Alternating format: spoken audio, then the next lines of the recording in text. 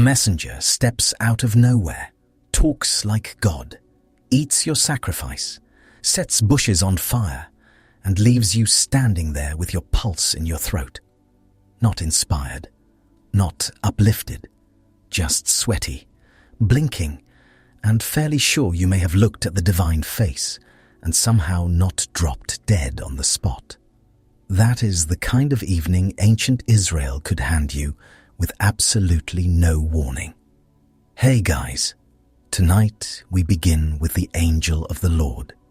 You're going to wander into a world where the roads are bad, the heat is rude, the nights are loud in all the wrong ways, and heavenly encounters arrive with the bedside manner of a thunderclap. So, before you get comfortable, like the video and subscribe. Now, dim the lights. And let's ease into tonight's journey together. Congratulations, you've just woken up in the biblical world. The good news, you are alive. The bad news, everything else is also alive, including flies, goats, and several things in your bedding that nobody has named. You peel yourself off a sleeping mat stuffed with straw, lint, and regret. Your shoulder hurts. Your neck hurts. Your lower back has filed a formal complaint. The room smells like old wool, smoke, damp earth, and animal breath. Because naturally, the animals are nearby. Ancient housing had a very bold open-plan concept, and everybody shared it, including the livestock and every insect with ambition. You sit up too fast and immediately find grit in your mouth. There is always grit in your mouth. Bread has grit, water has grit, the air has grit, and by noon, your personality will also have grit. Outside, dawn is not peaceful. It is a full assault. A donkey is screaming like a broken trumpet. A rooster is performing with the confidence of a creature who has never once doubted himself. Somewhere, a baby is crying, a dog is barking, and two men are already arguing in that special tired tone that says they began this disagreement yesterday and simply slept through the middle. You step out into the morning chill, and the ground is either muddy, crusted, or mysterious. Your bare foot lands on something you do not inspect. Very wise. That is emotional maturity in this century. The village path is a delightful ribbon of dust, droppings, spilled grain, and liquids no one claims. Smoke from cooking fires hangs low, grabbing your throat on the way in. Breakfast is simple, and by simple, I mean dense bread, sour milk, and maybe olives if things are going well. Then the sun starts climbing, and suddenly the whole day becomes a negotiation with heat. Your clothes itch, your sandals rub. The leather strap between your toes feels personally offended by your existence. And this is on a normal day. On an unusual day, you go out for water, or to check on sheep, or to deliver grain, or to mind your business in what should be a deeply ordinary patch of wilderness. Then, heaven does something extremely unhelpful, not with a choir. Not with soft gold lighting and a tasteful breeze. No, this world does divine encounters like a slap to the nervous system. A voice where there should not be a voice. Fire doing things fire should not do. A stranger appearing at the edge of your vision and speaking with the confidence of someone who does not need directions, permission, or an introduction. And this stranger has a title that sounds simple until you are standing in front of him, trying not to pass out. The angel of the Lord. That sounds manageable at first. A messenger. Fine. Terrifying, yes, but at least category-shaped. You expect a heavenly courier, a celestial delivery guy. Sign here. Don't ask questions. Try not to faint. But then he opens his mouth. He does not speak like a middle manager from heaven. He speaks like the one in charge. He makes promises that sound far above a messenger's pay grade. He accepts reverence in a way that makes your stomach drop. He stands in holy places that became holy because he showed up. You're left there doing the ancient equivalent of buffering. Sorry, was that an angel, or was that God so close to human eyesight that your bones are still trying to process it? This is the sort of problem you do not solve with a quick group chat.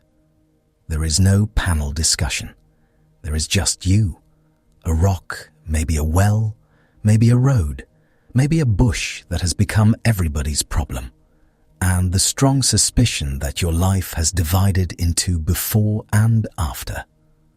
Travel only makes this worse. You are not gliding through scenic Bible land with a soundtrack. You are sweating down a hard road with a water skin that already feels too light. Your feet are collecting blisters like a hobby. The desert wind keeps slapping dust into your eyes, your teeth, your ears, and every fold of your clothing. The silence is never actually silent. Sand scrapes, insects whine, distant animals bark and howl. Your own breathing sounds too loud, especially when you realize you may not be alone. Because that is where so many of these moments happen. Not in polished temples with warning signs. Out there, on roads, by springs, near trees, beside altars, in fields, in threshing places, in the kind of locations that usually offer nothing more exciting than dehydration. Then suddenly, there he is. Maybe seated under a tree like he belongs there. Maybe standing in your path with a sword and no patience. Maybe inside flame. Maybe beside your sacrifice, which a second later is not just a sacrifice anymore, because fire has leapt out from a rock-like creation itself, is showing off. And nobody in these moments reacts like, well, that was neat. No, people panic. They bow, they freeze, they apologize. They start saying the ancient version of, oh no, oh, this is bad. I think I've seen too much. I think I'm dead. Which, honestly, feels fair. Because in this world, seeing the divine is not a cute spiritual wellness experience. It is not journaling material. It is survive first, understand later. Your heart is hammering. Your mouth has gone dry. The hair on your arms lifts in the hot air. The space around you feels too sharp, too bright, too real. Even the ordinary objects become alarming. A bush is no longer a bush. A meal is no longer a meal. A road is no longer a road. The patch of ground under your feet has suddenly become holy territory, and now you are yanking off your sandals while trying not to collapse, which is difficult because your sandals were the only thing between you and the pebbles. Over and over, this mysterious figure appears, and every time the air goes strange. People speak to him and seem to realize mid-conversation that they are not dealing with a mere errand runner from heaven.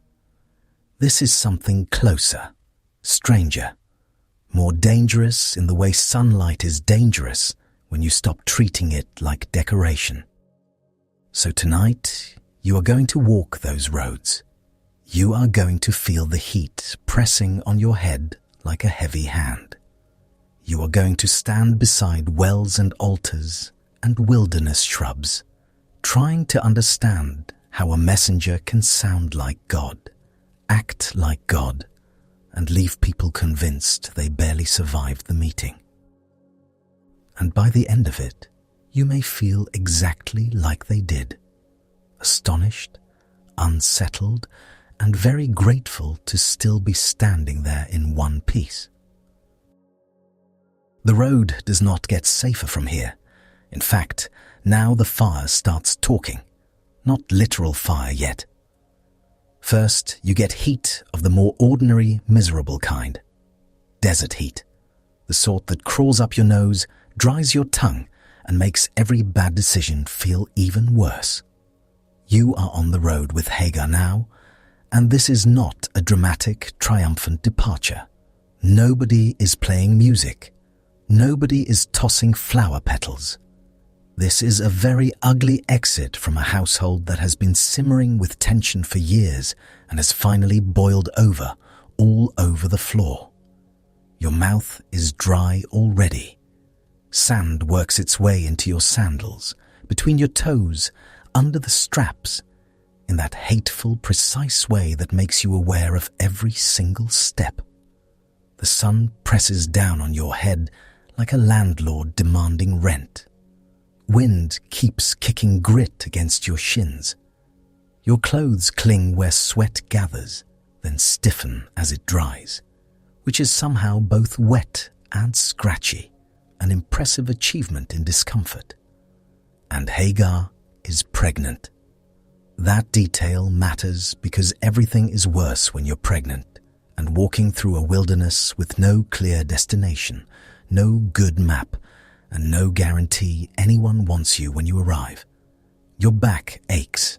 Your stomach feels strange. Your feet swell. Every smell is aggressive. Every emotion shows up wearing boots. This is not a wellness retreat. This is not one of those peaceful desert scenes people like to paint, where everyone looks noble and windswept and spiritually moisturized. This is a woman fleeing a domestic catastrophe into a landscape that does not care about her feelings. The wilderness has one customer service policy, and it is no. You keep moving because stopping feels too final.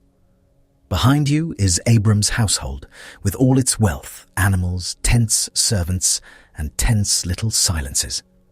Sarah has had enough. Hagar has had enough. Everyone is walking around that camp pretending this arrangement was manageable, and it absolutely was not. Give human beings jealousy, hierarchy, infertility, pregnancy, and a power imbalance the size of a city wall, and suddenly supper is awkward forever. So now you're out here. The road toward Egypt stretches ahead like a bad idea that just keeps going. Low scrub, harsh light, stones that look exactly alike. No shade worth mentioning. Every few minutes you glance around as if some better option might materialize behind a bush. It does not. You get more rocks, more glare, and the distant insult of hills shimmering in heat. Your throat starts to feel lined with wool. You know that feeling when you've slept with your mouth open and wake up tasting dust and regret. Like that, but hotter. You swallow and get almost nothing for the effort. Your lips crack. Your shoulders burn. Even the air feels abrasive, as though the wind itself has opinions about you, and none of them are kind. And now we arrive at the part nobody talks about. Running away sounds satisfying for about the first 20 minutes. Then your legs hurt, your future vanishes into a haze, and you realize freedom without safety can feel an awful lot like terror in open country. Hagar is not strolling into a cute, independent life with a handwritten business plan. She is a pregnant servant alone in the wilderness.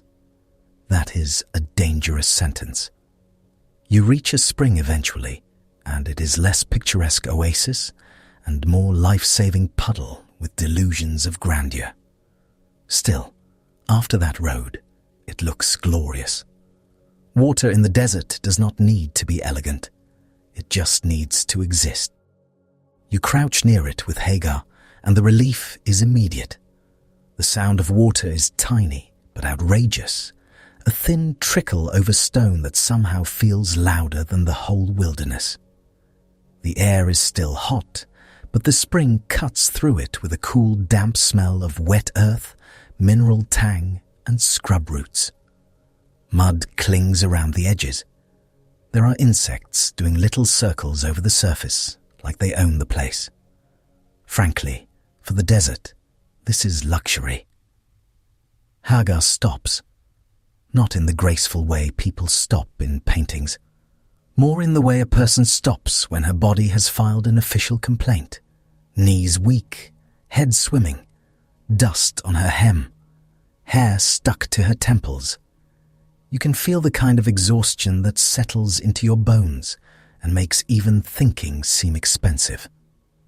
She is alone. At least she thinks she is. That changes fast. The angel of the Lord finds her by the spring on the road to Shur, and the first shock is that he finds her at all. Not she discovers him after a spiritual quest. Not she climbs a mountain and earns a vision. She is the one who has run out into nowhere, and heaven is the one doing the searching. That will sit with you. Because this is not a palace, not a shrine, not a holy festival with banners and choirs and somebody waving incense around until everyone smells like burned sap. This is roadside misery, dusty panic, human heartbreak sweating beside a spring. And right there, in the middle of all that, the messenger arrives. He speaks her name, Hagar.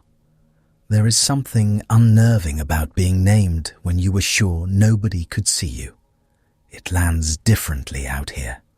In a house full of servants, names are practical.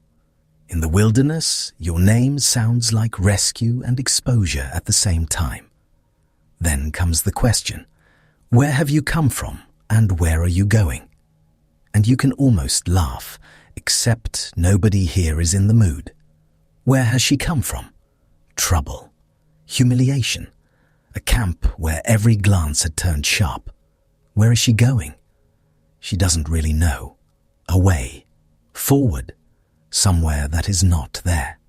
It is the sort of answer desperate people give when the plan has dissolved and momentum is doing all the work.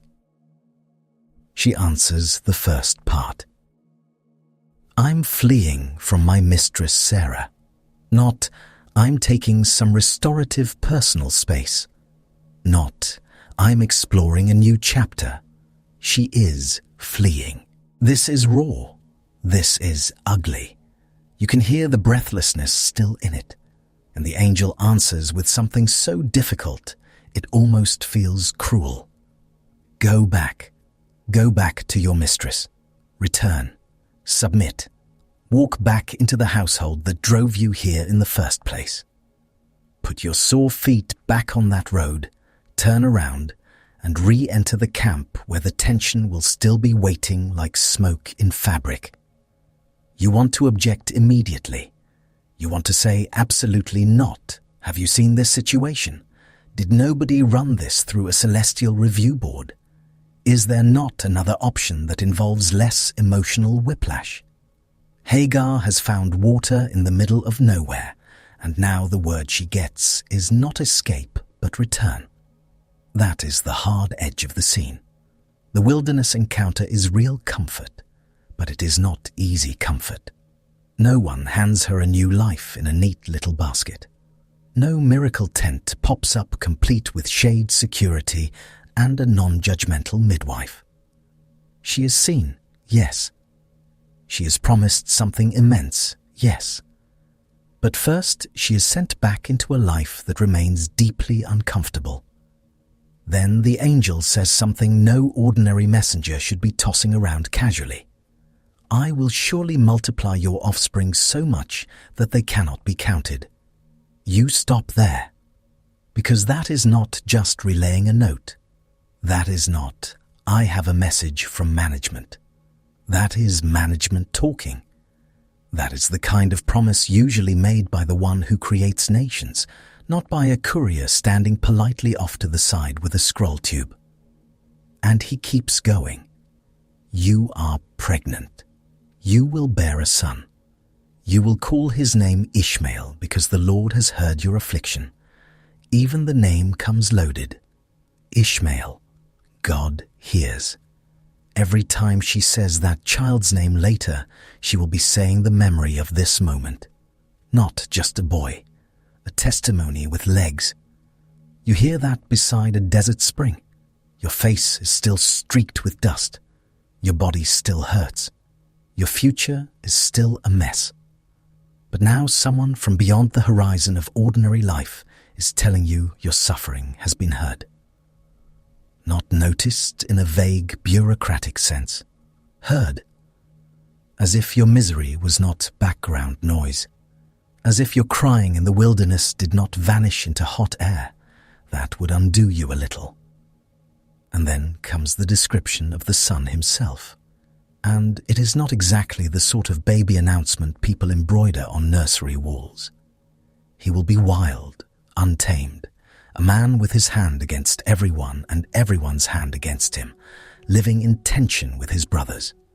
In modern terms, this is less sleeping peacefully under a handmade quilt and more, buckle up, this child is going to arrive arguing. The future is big. It is not tidy. That also matters.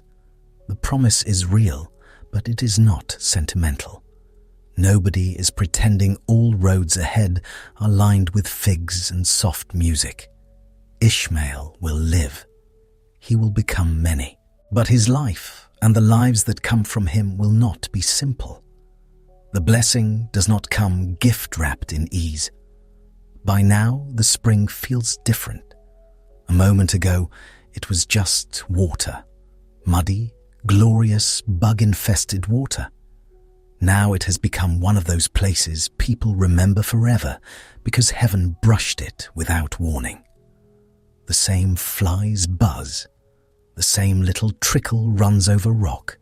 The same hot wind scrapes over the ground.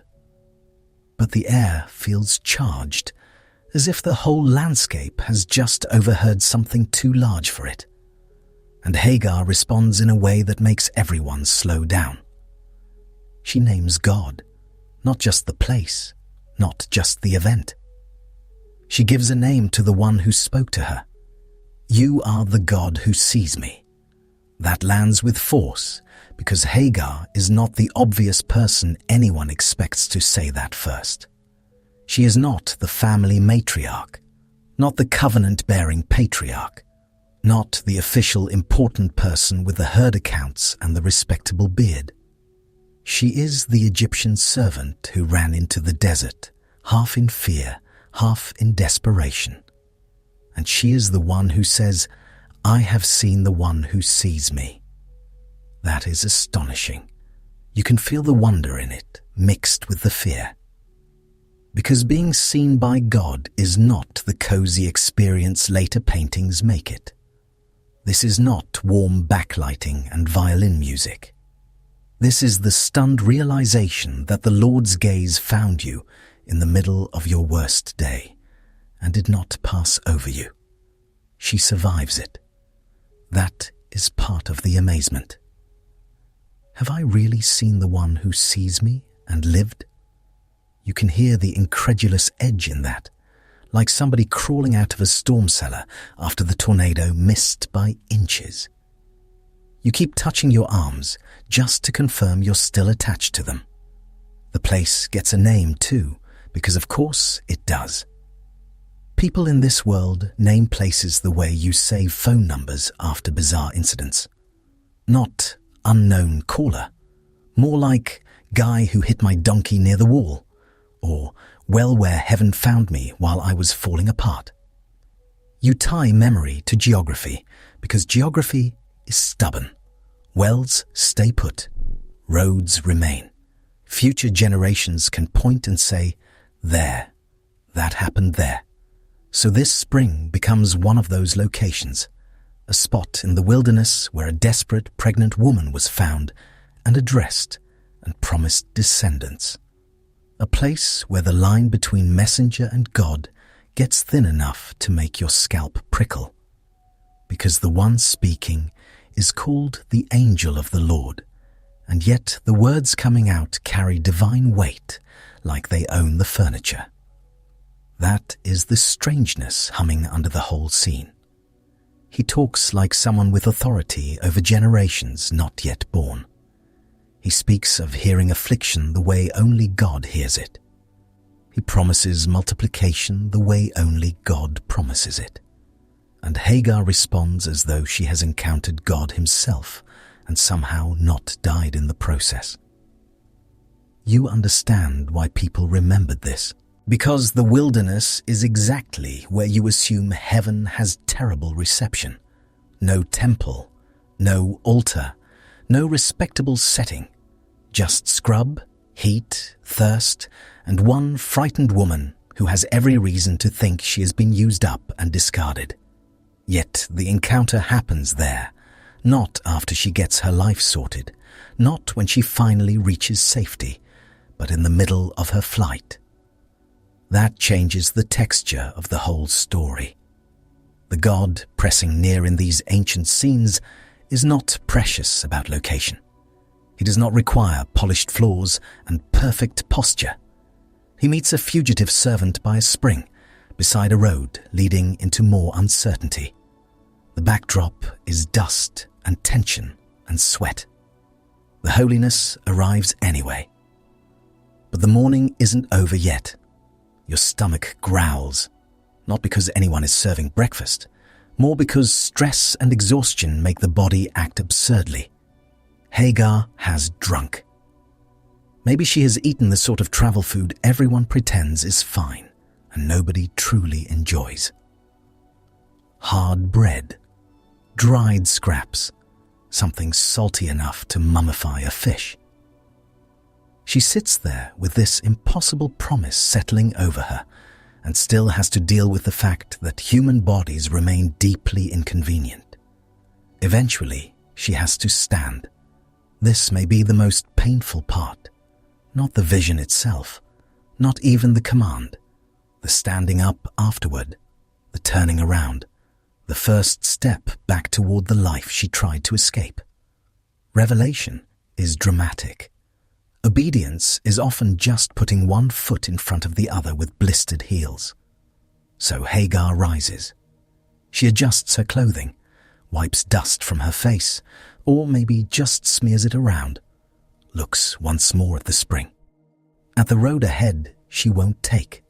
At the road behind, that she must. The wilderness stretches around her, rude and enormous, but now it holds this memory like a hidden ember. You walk back with her. The same stones, the same dry wind, the same hateful sand. Yet it is not the same road now. She is not returning empty. She is carrying a promise, a name for her son, and a name for the God who saw her. She is carrying the unnerving knowledge that in the loneliest place she could imagine, she was not actually alone. That does not solve everything. Sarah will still be Sarah.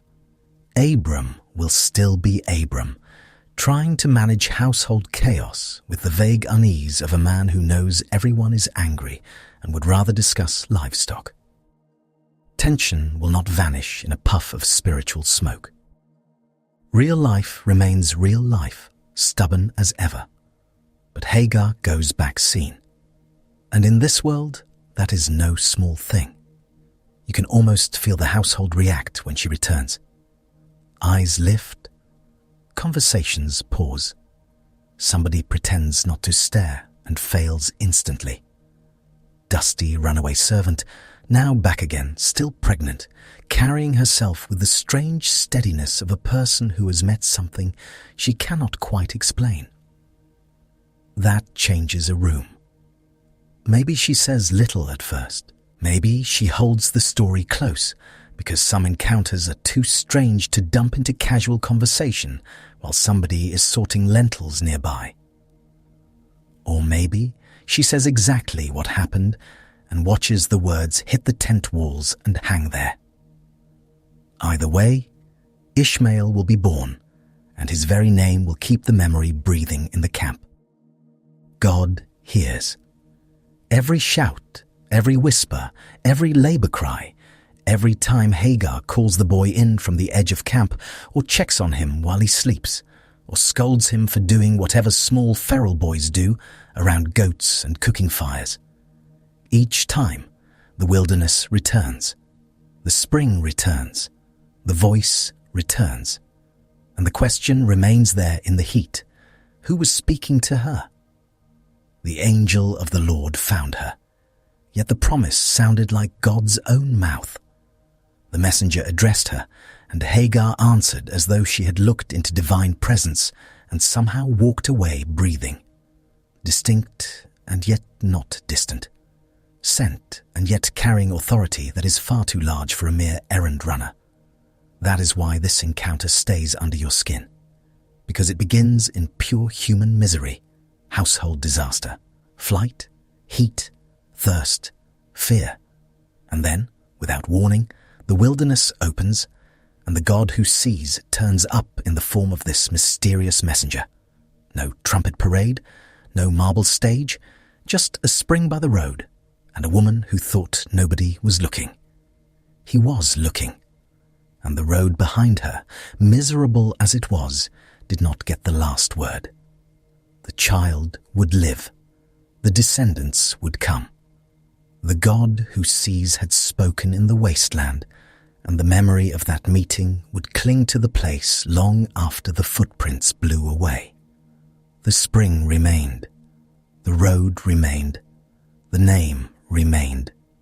And somewhere in the hot wilderness, where dust still gathered in sandals and wind still scraped the skin raw, the story of the woman who was seen kept traveling from mouth to mouth, stubborn as water in a dry land.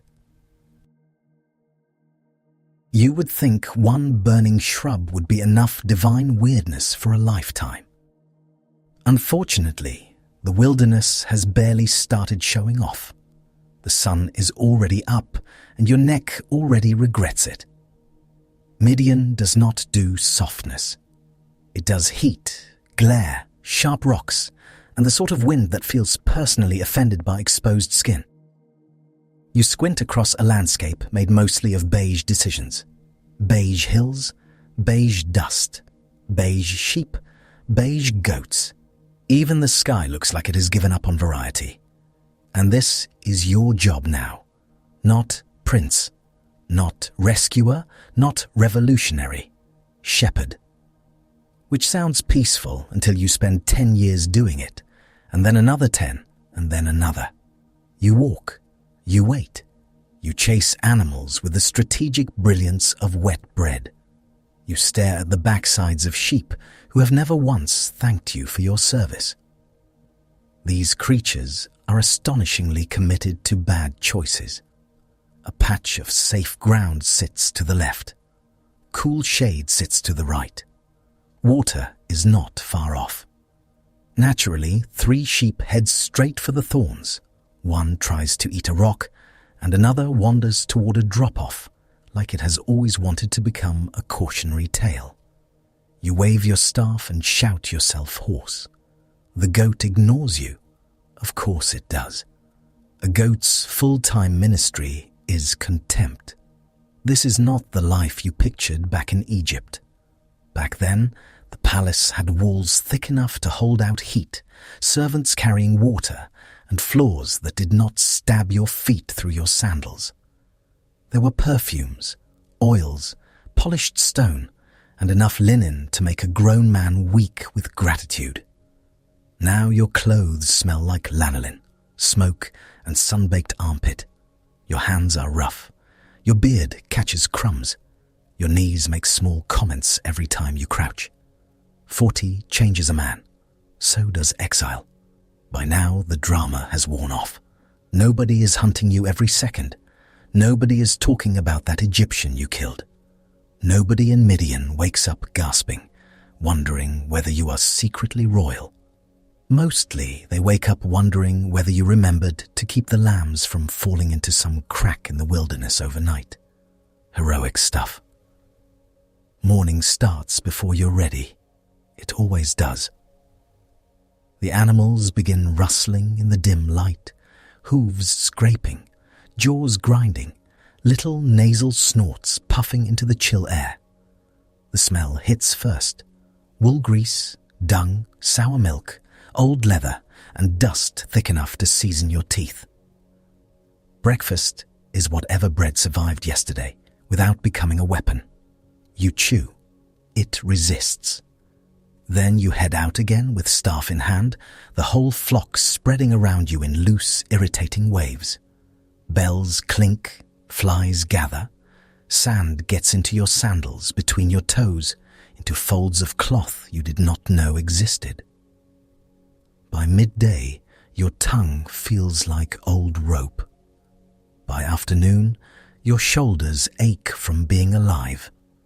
And still the years pass. There is something deeply offensive about how ordinary life can become after catastrophe. One day you're in a palace, educated, dangerous, full of plans. The next, you're on a hillside arguing with sheep over a shrub. Not a metaphorical shrub, an actual shrub. A thorny, miserable little bush that looks like every other bush, which is to say dry enough to burst into tears if anyone sneezes near it. That is the sort of thing you notice after decades out here. You know these ridges, you know these paths, you know where the ground gives way, where the snakes like to sleep, where the sparse grass comes in after a little rain.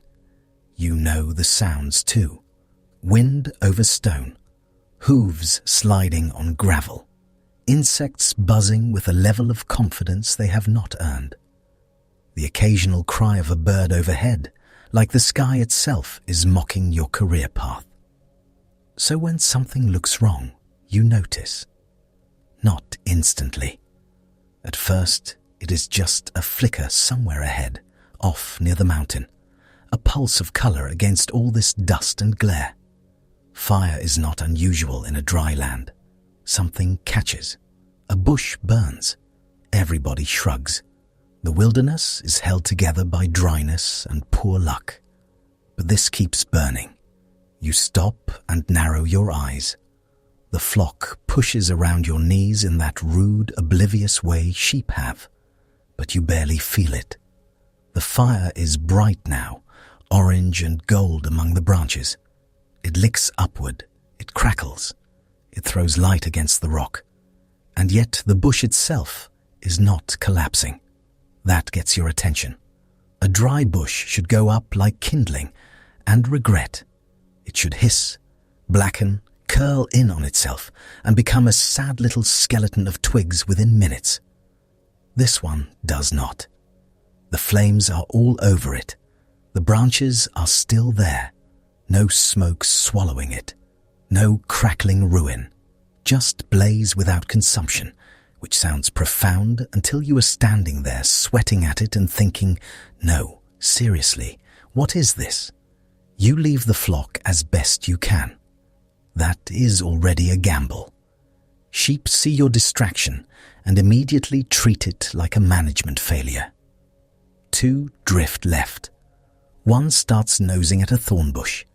A lamb makes a noise like a rusty hinge and gets itself stuck in a place no lamb needed to be. You hiss through your teeth, wave your staff, and drag your attention back to the fire. You have to see this closer. The climb is uneven, all loose stones and scrub and patches of dirt that slide under your sandals. Your calves burn. Your breath roughens. Heat from the day presses on your shoulders, and now there is another heat ahead, sharper, cleaner, alive. The air changes as you approach. It feels charged, like the moment before a storm, except there are no clouds, no thunder, no relief. Just fire in a bush that refuses to behave. You edge nearer, one hand up against the glare. The flames move with strange steadiness. They are not devouring. They are occupying. They pour through the branches as though the bush is made to hold them, as though thorns and twigs have become a lamp for something far larger than themselves. You smell dry earth and hot air, but not the stink of ordinary burning. No char, no bitter smoke clawing your throat. This is wrong in a way that makes your skin prickle. Then you hear your name, not shouted from far off, not carried by another shepherd on the wind, spoken from the fire with awful, intimate precision. Moses, Moses. Everything in you locks. There are voices you hear with your ears, and there are voices that hit the center of your chest like a thrown stone. This is the second kind. You answer because silence suddenly feels impossible. Here I am. An unfortunate sentence, considering the circumstances. The voice comes again from the blaze. Do not come near. Take your sandals off your feet, because the place where you are standing is holy ground. That lands on you all at once. Your first thought is not lofty. It is panic. Holy ground. This patch? This same wilderness where goats relieve themselves on half the rocks and every third shrub looks dead on principle? You look down at your sandals, cracked leather, dust-caked straps, soles carrying a rich collection of dirt, dung, and whatever mystery paste you stepped in 2 valleys ago. Apparently, those are not invited. You fumble with the straps too fast and nearly trip. One sandal comes off, then the other, and suddenly your bare feet are on hot grit and stone. The ground is rough, warm, real. Every nerve wakes up. You are acutely aware of your toes, which is not how you expected this day to go. The air itself feels heavier now, thick with presence.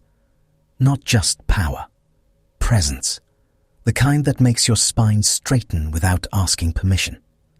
Then the voice identifies itself. The God of your father, the God of Abraham, the God of Isaac, the God of Jacob. You do not keep staring after that. You hide your face. Reflex, terror, instinct, all of it at once. Your hand comes up, then your cloak, because suddenly the thought of looking straight into that fire feels like stepping into a blade. People do not just see God and continue having normal afternoons. That is not how this works. You feel your heartbeat in your throat. Sweat runs down your back despite the dry air. And do not miss the whiplash here. You came over because there was a strange fire in a bush. The introduction was the angel of the Lord appearing in flame. Fair enough. Mysterious heavenly messenger. Startling, yes, but manageable.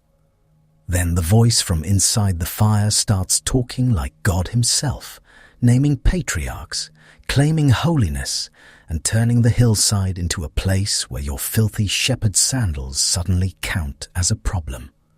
So now your brain is trying to keep up and failing magnificently.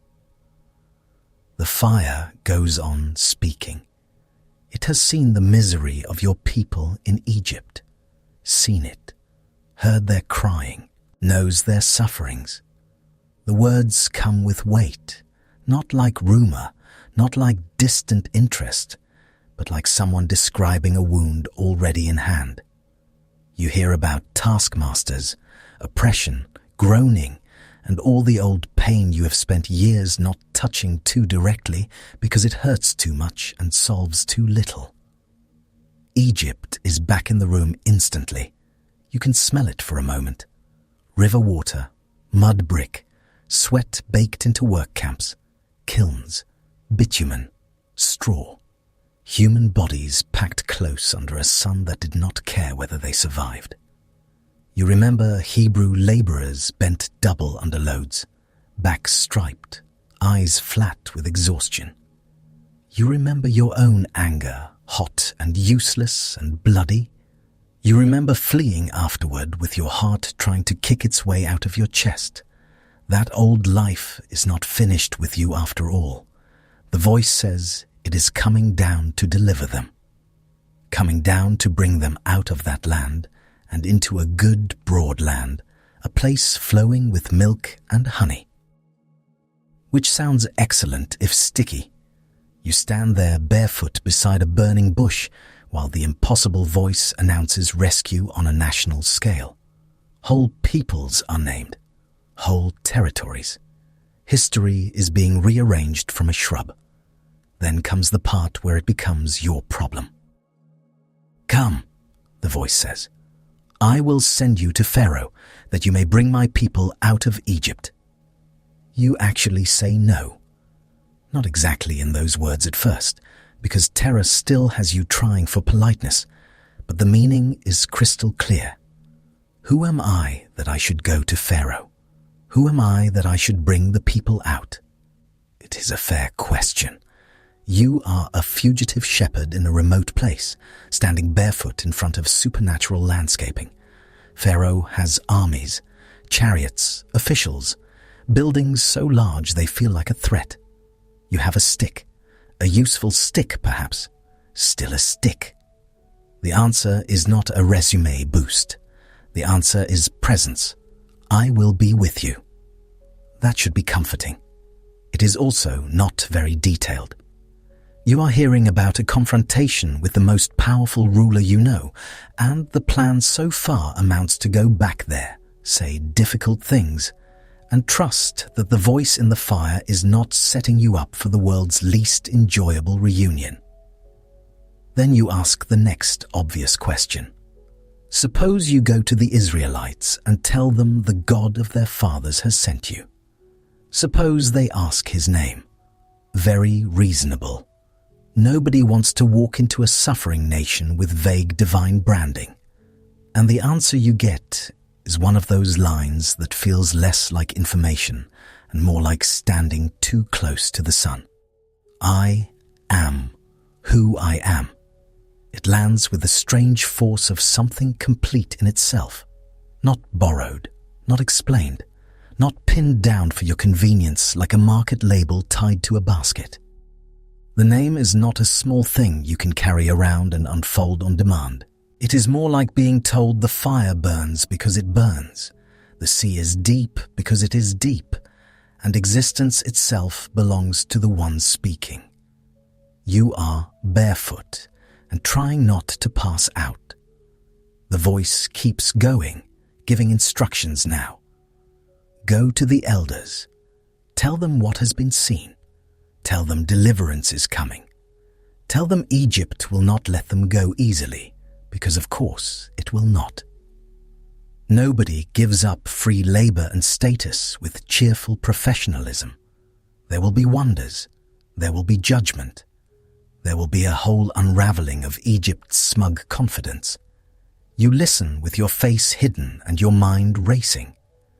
This is no ordinary messenger running errands in someone else's name with tidy little quotations. The appearance was called the angel of the Lord, yes. But the one in the fire speaks as God, acts as God, claims the fathers as his own, claims the people as his own, claims the ground as holy, and commissions you with authority that does not feel delegated in any small, comfortable way. The line is so thin it might as well be firelight.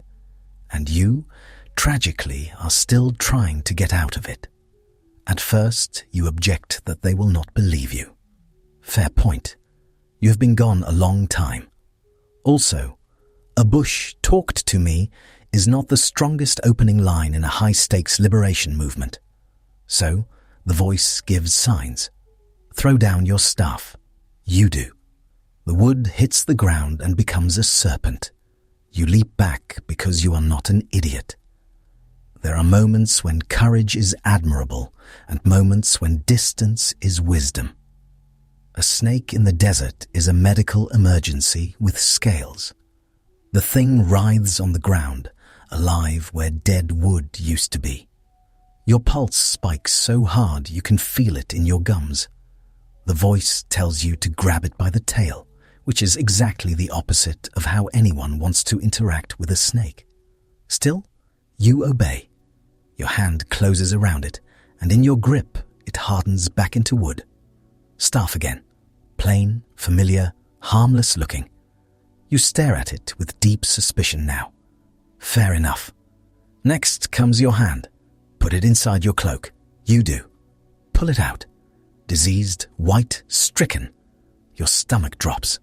Put it back. Pull it out again. Whole. This is turning into the most upsetting staff demonstration in human memory. Water from the Nile, the voice says, can become blood on dry ground. Signs enough to get attention, signs enough to expose what power really is when God decides to step onto the stage. And still you hesitate, because signs do not remove the fact that your mouth is part of this plan. That is your next objection. You are not eloquent. Not before, not now. Your words come slow. Your tongue feels heavy. Maybe you stammer. Maybe speech catches. Maybe years in the wilderness have not exactly polished your court presentation skills. Either way, the assignment requires talking, and talking is not where you shine. The answer comes back with almost alarming directness. Who made man's mouth? Who makes him mute or deaf or seeing or blind? Now go. I will be with your mouth and teach you what to say. This should end the debate. It does not. You are still a man in a dusty cloak with very normal fear and a deeply abnormal mourning.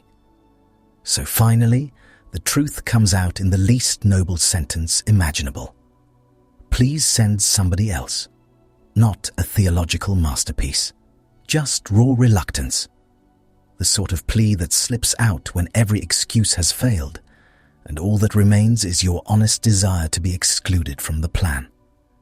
The anger in the voice is real then, not explosive destruction, not fire lashing out, but the sharpness changes. Aaron, your brother, will speak. He is already coming to meet you. You will speak to him. He will speak to the people. It is all arranged. Also, take the staff, the very suspicious, miracle-prone staff.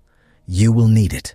So there you are, barefoot on holy ground, face half hidden, heart pounding, commissioned against your will by the voice from a fire that does not consume its bush. The angel of the Lord appears, and then the one speaking from the flame is simply God, without the story pausing to tidy that up for your convenience. No neat explanatory diagram arrives. No labeled chart descends from heaven. Just presence, holiness, commission, and a shepherd getting drafted into history. Eventually, the fire stops speaking. The mountain is still there. The bush is still there. The wilderness has not become less dry or less rude. Somewhere behind you, one of the sheep is probably chewing something it should not. Your sandals wait on the ground where you left them, looking shabby and mortal beside what just happened. When you put them back on, the leather feels strange against your skin. Everything feels strange against your skin. You walk back downhill differently now. The same stones press your feet. The same hot wind brushes your face. The same flock mills around with all the spiritual sensitivity of damp turnips. Yet nothing is ordinary anymore, because a mountain in Midian just became the place where heaven stepped close enough to call your name twice. And now you have to go back to Egypt. That sentence sits in your stomach like bad goat stew. Back to the river, the bricks, the palace, the memories. Back to the place where your face might still be known and your crime might still be remembered.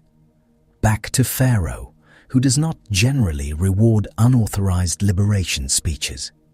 You are heading toward the greatest empire you know, with a staff, a brother, a wife, some children, and a message nobody in power will enjoy hearing. Truly unreasonable assignment. But the voice had said it had seen, had heard, had come down. That matters as you gather the flock. It matters as you head home to explain this to your family without sounding insane. It matters when you pack for the road, when the light fades, when the desert cools, and the smell of smoke from the evening fire clings to your clothes. It matters because the God who spoke from the bush was not distant in the way people prefer their dangerous things to be.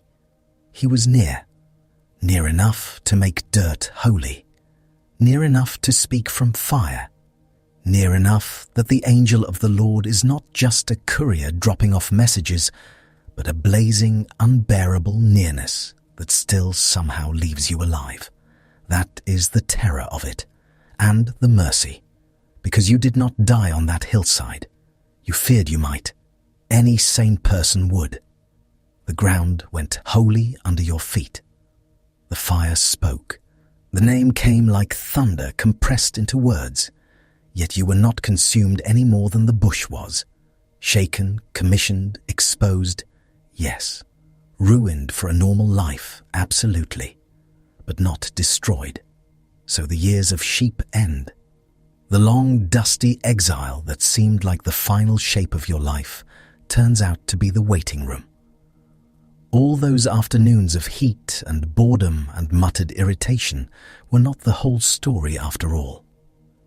The man who once ran from Egypt is being sent back to it, not with a sword, not with an army, but with a name, a staff, and the memory of fire that burned without devouring.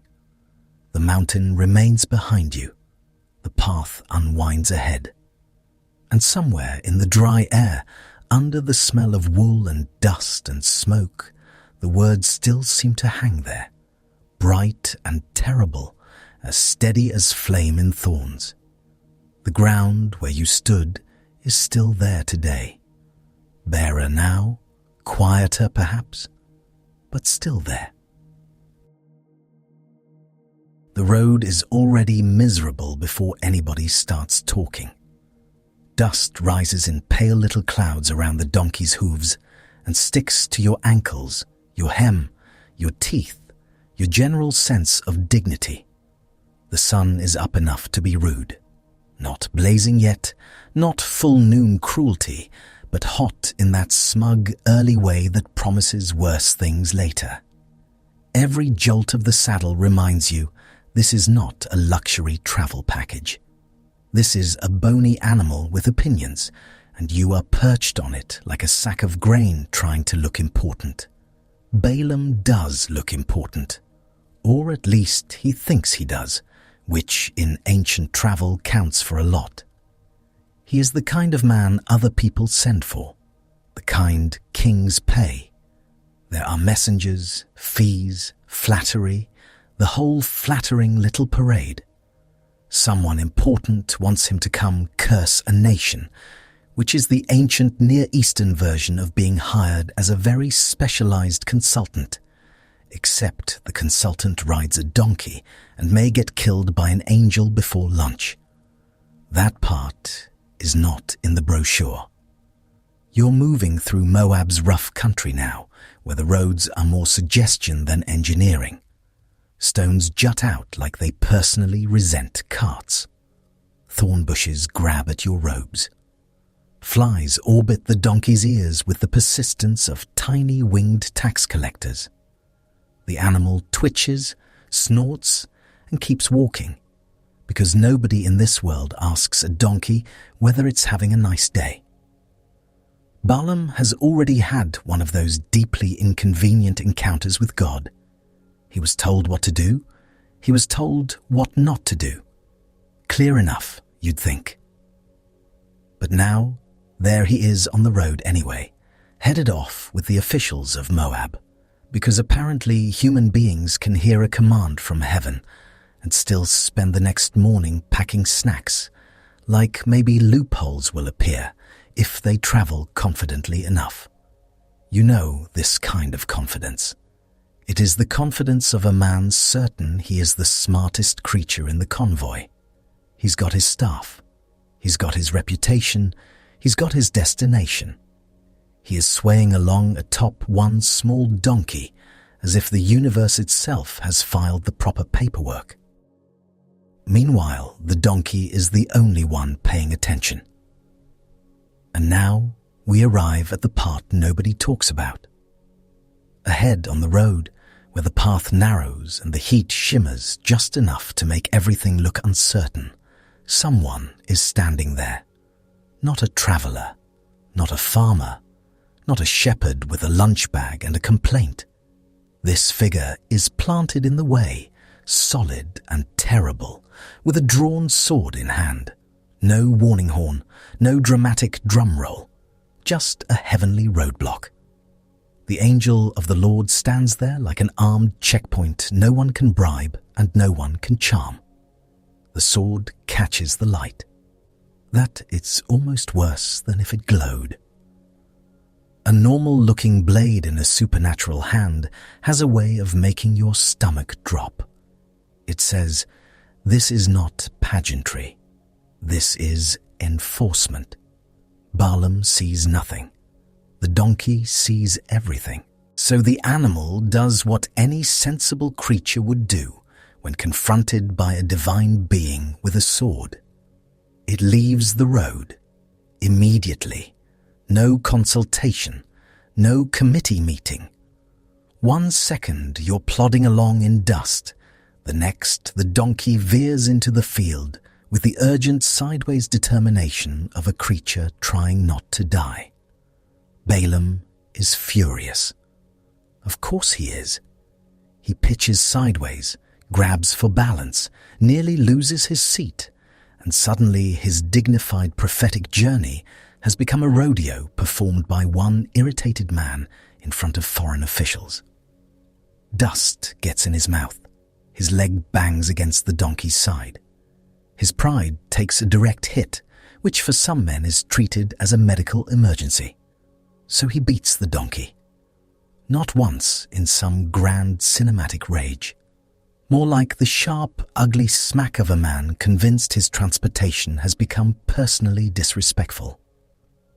The sort of beating that says, "I am in charge here, and also I am embarrassed, and these two facts are now your problem." The donkey, having just saved his life, returns to the road. This does not improve the atmosphere. The officials keep going. The donkey keeps walking. Balaam keeps simmering. The sun climbs a little higher. Sweat gathers under cloth and trickles down backs. Leather creaks.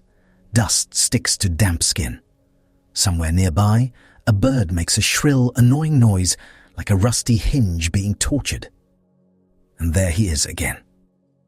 The angel of the Lord has moved ahead and taken up position in a narrow path between vineyards, with walls on either side. Now the road is tight. Stone close to your knee. Vines overhead. Hard earth below. There is no graceful detour this time. No roomy field to lurch into. Just a bottleneck and a sword. Again, Balaam sees nothing. Again, the donkey does. The animal tries. You have to give the beast this. It genuinely tries. It shies away from the angel and presses over as far as possible, desperate to avoid the blade. But there is a wall there. Rough stone. Unforgiving.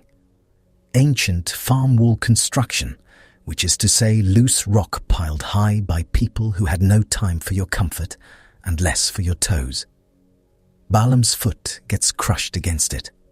Now the journey becomes personal. Pain shoots up his leg in one hot pulse. His sandal scrapes. Skin splits or bruises or both. He yelps because there are some noises dignity simply cannot survive. The kind of noise a man makes when several 100 pounds of donkey and profit jam his foot against stone is not noble. It is high, shocked, and deeply human. He beats the donkey again. At this point, the donkey has done 2 life-saving maneuvers and received only violence in return. It's the ancient version of trying to stop your friend from walking into traffic and getting yelled at for wrinkling his tunic. The poor beast's ears flatten.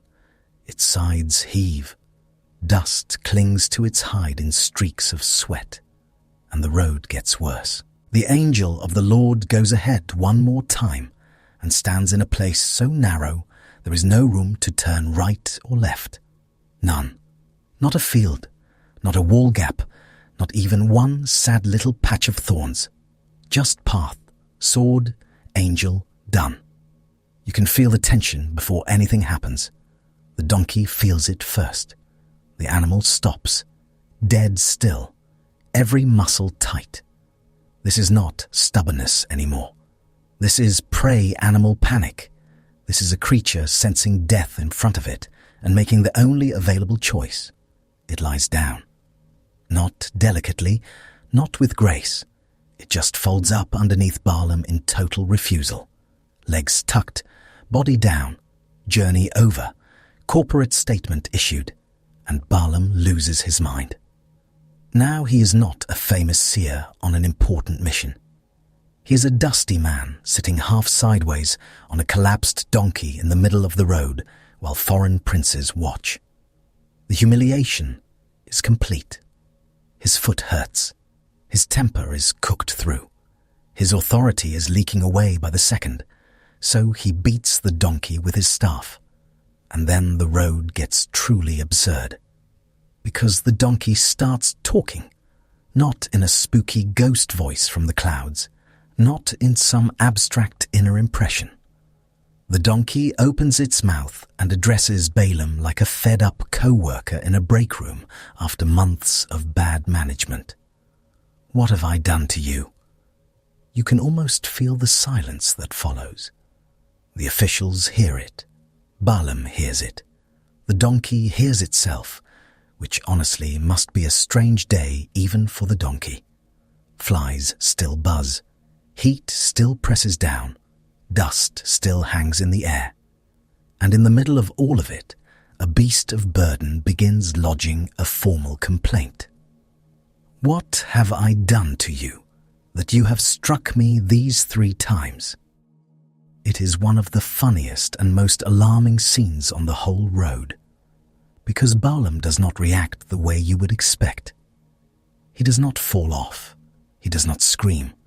He does not announce, "Dear everyone, the donkey is speaking, and I would like to resign from reality." He's so angry he simply argues back. "You have made a fool of me." That's his first concern, not the talking, the embarrassment. It's almost admirable in a terrible way. The man has skipped right past the miracle and arrived at customer dissatisfaction. You can picture him, hair sweaty, face red, staff in hand, shouting at his own donkey while heaven watches. "If I had a sword in my hand, I would kill you." Which is a rough thing to say to the only creature on the road preventing you from being the one killed by a sword. The donkey, still somehow the sanest participant in this encounter, pushes back. "Am I not your donkey, on which you have ridden all your life to this day? Is it my habit to treat you this way?" That is not just speech. That is a rebuttal. It is the animal equivalent of saying, "Sir, have we met? Do I seem dramatic to you? Have I ever done this before?" The donkey is presenting a record of faithful service, while Balaam stands there, losing an argument to livestock. And then Balaam answers, "No." That tiny, miserable no. You can feel him realizing 1 inch at a time that this whole afternoon has gone catastrophically sideways. He's being corrected by his transport. In public, on a hot road, with a sore foot. It is difficult to come back from that. But the humiliation is not the end. Now Balaam's eyes are opened. The angel is there. Suddenly, the figure ahead is no shimmer, no invisible barrier only the donkey can read. He sees the angel of the Lord standing in the way with a drawn sword in hand.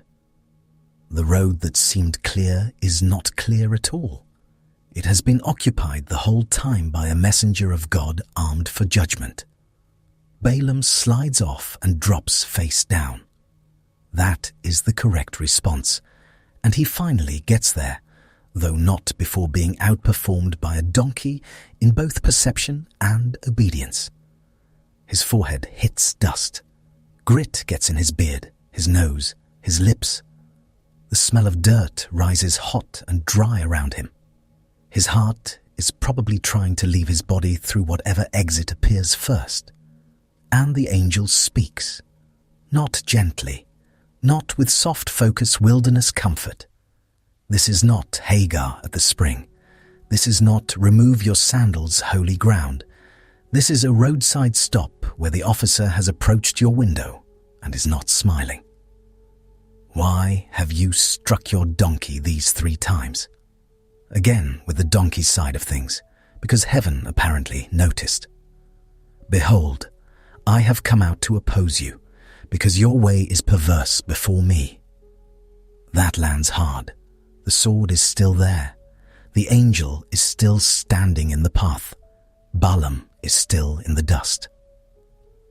And now the whole ugly little scene is explained in terms no one can misunderstand. The donkey turned aside because the donkey saw death. 3 times the animal saved him. 3 times Balaam answered life-saving mercy with a beating. The angel says it plainly. If the donkey had not turned aside, Balaam would already be dead. The donkey would be alive. Just sit with that humiliation for a second. The prophet, the seer, the man hired to pronounce destinies over nations, is informed that his donkey has shown more spiritual sense than he has, more caution, more responsiveness, better survival instincts.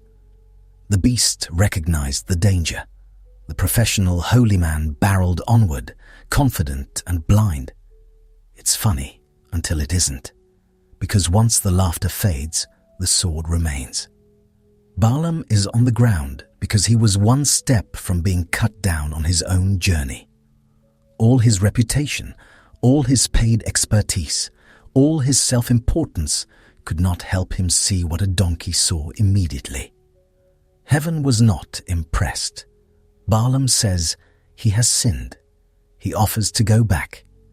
You can hear the sudden weakness in that response, the collapse of swagger. The road that seemed like a paid assignment has become a place of almost judgment. Every hoofbeat behind him must sound different now. Every breath, every little clink of harness leather. The day has acquired edges, but the angel does not send him home. Not yet. He is told to go with the men, but to say only what he is given to say. That is the leash now. Balaam may continue, but he is no longer under the illusion that his mouth belongs entirely to him. His journey has been interrupted by a messenger with a sword, and the terms have been made painfully clear. So he gets back on the donkey. The thought alone makes your shoulders tighten. No grand reset, no dramatic change of vehicle. He has to climb back onto the same animal he beat, the same animal who argued him into silence, the same animal who saw the angel first and kept him alive. That ride afterward must have been excruciating. Every sway of the donkey a reminder, every jolt of his bruised foot a footnote from heaven. The officials keep moving. The dust keeps rising. The vineyards thin out into open land again. Heat shimmers over stone. Insects drone in the weeds. Somewhere far off, another donkey brays with the raw, offended sound they always have, like a gate being kicked by a pessimist. The road looks ordinary once more, which is almost insulting. But Balaam is not ordinary now. He has seen the angel of the Lord standing in his way with a drawn sword, not in a sanctuary, not in a dream while lying comfortably indoors, on a road, on a work trip, in the middle of his own plans. Heaven stepped into the lane and said no farther like this. And that is the thing about these encounters. The angel of the Lord does not always appear where people are behaving nobly.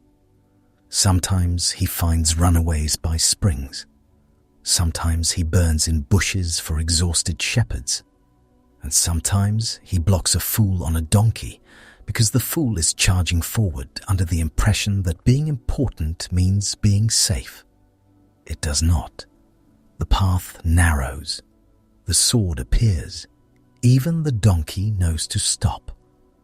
And if a talking donkey wasn't enough to ruin your afternoon, wait until the angel starts showing up to military families at dinner time. The sun is higher now, and everything feels thinner than it should. The light is hard. The ground is hard. Even the bread is hard, assuming you have any. You are in the days when Midian keeps rolling in over the land like a locust cloud with better weapons, and everybody lives with that special kind of tension that sits in your shoulders and never fully leaves.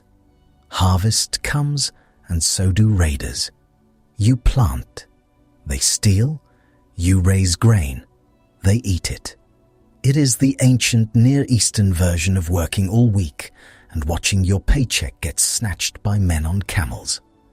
So nobody is doing farm work with a relaxed face, least of all Gideon.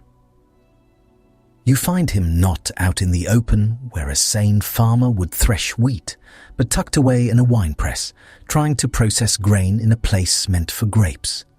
It is cramped, awkward, dusty, and faintly sour from old fruit skins ground into the stone.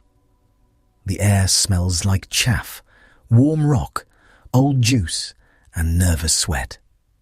He keeps glancing up because living under occupation turns even breakfast prep into a covert operation. You crouch there with him, and it is not dignified. Threshing wheat in a winepress is like trying to grill fish in a laundry basket. Wrong tool, wrong location, wrong century for this nonsense. But when armed men keep helping themselves to your life, dignity drops pretty far down the list. Gideon works fast anyway. His hands are rough. His tunic sticks to his back. Dust clings to the sweat on his neck and turns into mud in the creases. Every small sound makes him tense, because one thing you learn quickly under Midianite pressure is that hoofbeats mean your day is about to become someone else's property. And now we arrive at the part nobody schedules for. A visitor is sitting there. No trumpet, no dramatic warning. Just a man under the tree near the winepress, as if he has every right in the world to be on this anxious little patch of ground. You know that feeling when someone appears in your yard without announcing themselves, and your soul immediately climbs into your throat. That, only with more dust and fewer municipal boundaries. He looks ordinary enough at first. That is almost the rude part. No glowing sign overhead. No flaming shrub this time. Just a presence with the calm, unbothered air of somebody who has not spent the last 7 years hiding grain like contraband. Gideon notices him, and you can almost see the calculation flicker across his face. Is this a stranger? A threat? A spy? A problem? In this economy, probably yes. Then the visitor speaks. The Lord is with you, mighty warrior. It lands in the winepress like a clay jar dropped on stone. Mighty warrior. You almost look around to see if there is another man hiding behind the press, because the person currently threshing wheat in a hole to avoid getting robbed does not exactly radiate battlefield legend. Gideon hears it too, and the title sits there between you all, absurd and slightly offensive. It is like greeting a terrified intern as Supreme Commander of Earth. Very ambitious, questionable timing. Gideon does not melt with gratitude. He pushes back. If the Lord is with us, then why is life like this? Why all this misery? Why are we getting flattened? Why does every harvest end with somebody else loading your food onto a camel and leaving you with dust in your teeth? His words come out with the worn edge of a man whose hope has been stepped on repeatedly and is getting harder to reassemble. The visitor does not flinch. He turns toward Gideon with the kind of authority that makes the air feel tighter. Go in this strength of yours. Save Israel. Am I not sending you? There it is again. Messenger language should sound like delivery service. Hand over the package, nod politely, move along. But this figure talks like the sender, and the message have merged in transit. Gideon is staring at a man and hearing commission with divine weight.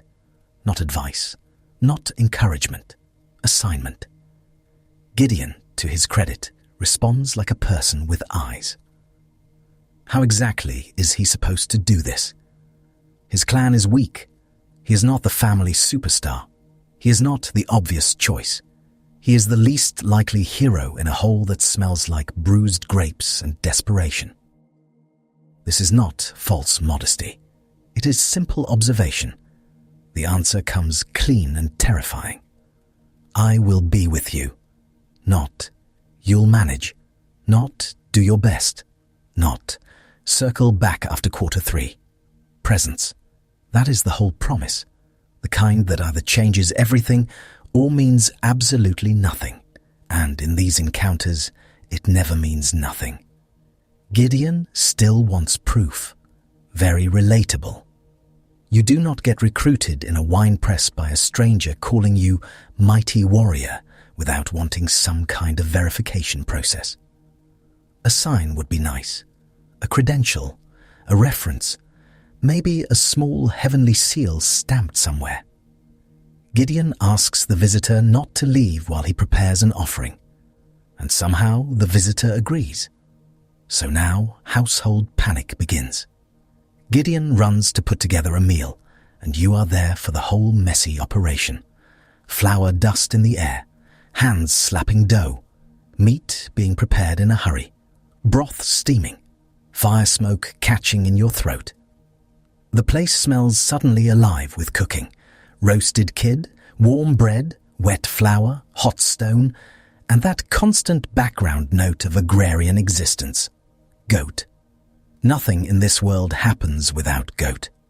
He brings the food out with the nervous care of someone carrying both supper and a test of reality.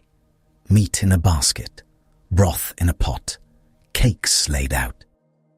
It is the best he can do on short notice, which in this era means hearty, smoky, and probably a little gritty, because all flour contains at least some bonus sand. The visitor tells him to place the meat and bread on the rock and pour out the broth. Again, not a normal guest. A normal guest eats the meal. A normal guest says thank you, maybe compliments the seasoning, and does not turn your backyard into a live demonstration of divine hazard.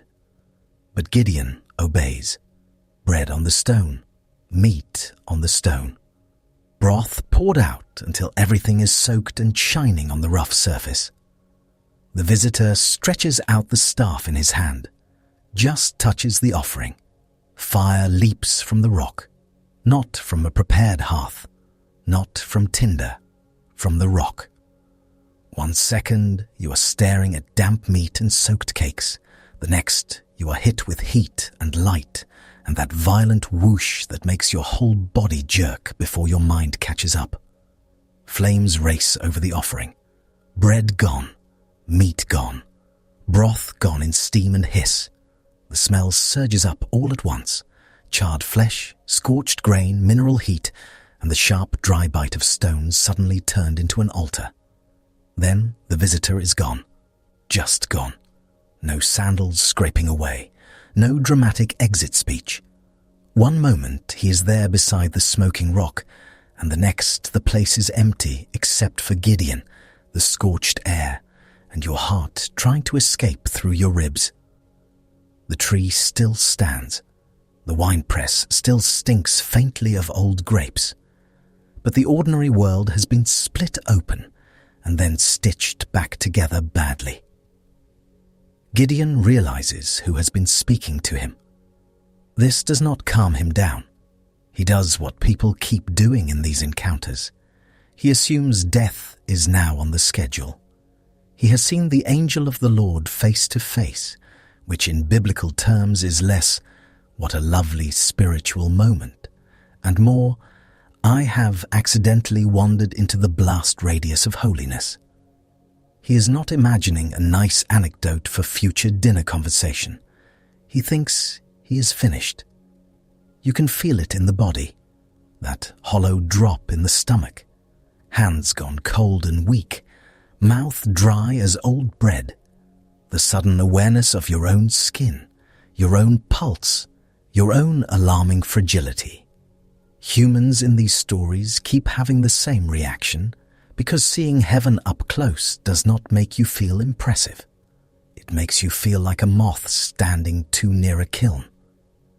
Peace comes to him there, not because the place has become less alarming, but because he is told he will not die.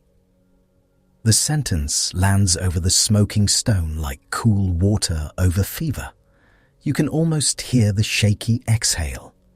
Gideon, who started the day hiding grain from raiders, has now survived a private eruption of the holy in his work area and is somehow still alive. So he builds an altar there. Of course he does. What else are you supposed to do when your little emergency threshing station turns into a site of divine contact? You mark it. You stack stones. You make memory physical because tomorrow the light will look ordinary again, and somebody will still need to remember that this patch of ground once burned with the presence of someone who arrived like a messenger and spoke like the Lord. And now the scene shifts from one household under pressure to another.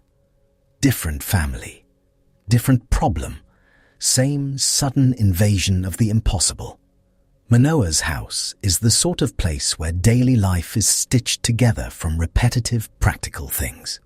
Water to carry, grain to grind, dough to knead, ash to sweep, goats to shove away from whatever they absolutely should not be chewing. The air smells like smoke, wool, lamp oil, and the faint, permanent funk of people and animals sharing too much space and not enough architecture. His wife knows the ache of an empty cradle. That absence has a smell too, in a way. Cold linens never used, quiet corners, the silence after other women's children stop crying and your own house stays still. In a world where family is future and survival and old age security and social standing all tangled together, childlessness sits in the room like a rude relative who will not leave. Then the visitor comes to her, not to Manoah first, to her. He appears with that same unnerving quality these encounters carry. Present, solid, unmistakably there, yet somehow not contained by the category of traveller. He tells her she will conceive and bear a son. That alone would stop the day cold. But the instructions come with it. No wine, no strong drink, nothing unclean, and the child is to be set apart from the womb. This is not a casual birth announcement. This is prenatal holiness with a rule sheet. You can imagine her standing there with flour on her hands or a water jar biting into her shoulder, trying to absorb all of this while the household noises continue around her. A goat sneezes. Somewhere a pot lid rattles. A neighbor calls to somebody across a wall. And right in the middle of all that ordinary clatter, a visitor calmly informs you that your body, your food, your future son, and your family's whole domestic routine have just been drafted into a larger purpose. She runs to tell Manoah, and Manoah reacts the way many husbands in ancient stories react, which is, wait, what? A man of God came to you, she says, and his appearance was terrifying, very awesome. Not pleasant, not nicely dressed, terrifying. The sort of face you remember in the middle of the night while staring at the roof. Manoah wants the man to come again, because apparently one life-changing visitation in the household is not enough administrative clarity for him. So the visitor returns, again to the woman first. She is out in the field when he appears, and you can feel the urgency as she runs to fetch Manoah, dust kicking off her heels, breath short, heart hammering. The man is here again, the one who came the other day. Manoah comes with her, trying to be composed and failing in all the normal human ways. He asks if this is the man who spoke to his wife. Yes. So Manoah asks about the boy's manner of life and mission. Fair question. You are getting a promised child with holy restrictions and some sort of future assignment. You would also want the handbook. The visitor repeats the instructions about what the woman must avoid and what must be kept. Still strange, still controlled, still not fully ordinary. Manoah, trying to do hospitality before his nervous system files for resignation, offers to prepare a young goat, again with the goat. The visitor declines to eat, but says that if Manoah prepares a burnt offering, it should be offered to the Lord. And you can sense the room getting weirder by the second, because this guest keeps redirecting the whole interaction upward while somehow remaining at the center of it. He refuses the meal, approves the offering, and stands there with the calm of someone who has never once worried about where dinner is coming from. Manoah still does not know who he is dealing with. That is part of the terrible charm of these scenes. You are talking to someone and only slowly realizing your categories are collapsing in real time. Stranger, prophet, messenger, holy man, none of them fit cleanly.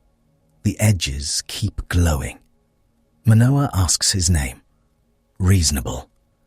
If your household has been turned upside down by a visitor announcing a miracle baby and a dietary regime, you would like a name for the thank you note. But the answer only deepens the mystery. Why do you ask my name, since it is wonderful? Wonderful. That word does not make things easier. It hangs there with the weight of something beyond filing systems and household labels. Manoah does not get a tidy introduction. He gets a door opened a crack onto the unmanageable. Wonderful in the old sense. Astonishing. Beyond handling. The kind of name you do not pin neatly to a guest list while serving stew. So Manoah takes the young goat and the grain offering and puts them on the rock. We are back at the stone again. Households keep trying to offer food, and heaven keeps turning the kitchen into a threshold. The rock sits there under the sun, rough and ordinary, one more piece of the landscape among scrub and dust and insects buzzing in the heat. You have seen rocks like this your whole life. They are for sitting on, stepping over, cursing when you hit your toe on them. They are not usually launch pads for terror. Then the offering is lit. The flame rises from the altar and the visitor goes up in it. Not around it, not beside it, in it. You watch the fire climb and twist, yellow and white and furious, the heat hitting your face, the smell of burning meat and grain thick in the air. Fat crackles. Smoke punches upward.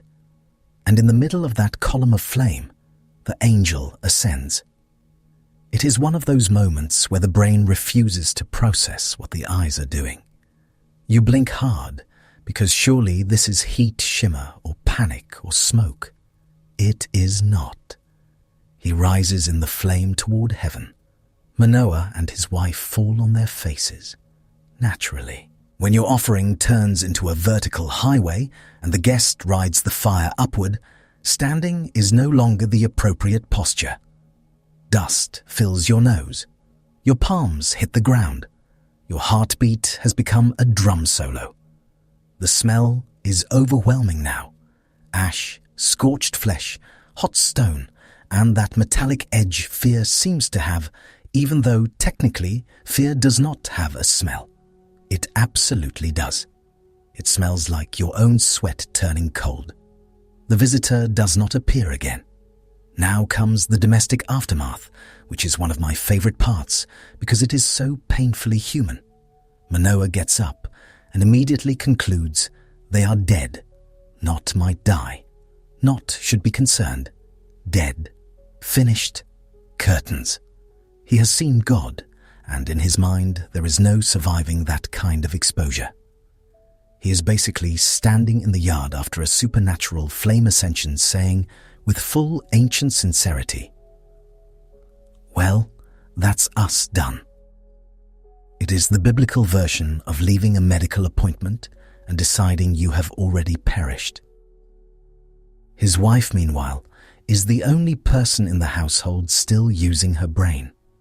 She answers him with the kind of common sense that should be engraved on a plaque. If the Lord meant to kill them, would he have accepted the offering? Would he have shown them all this? Would he have announced a child?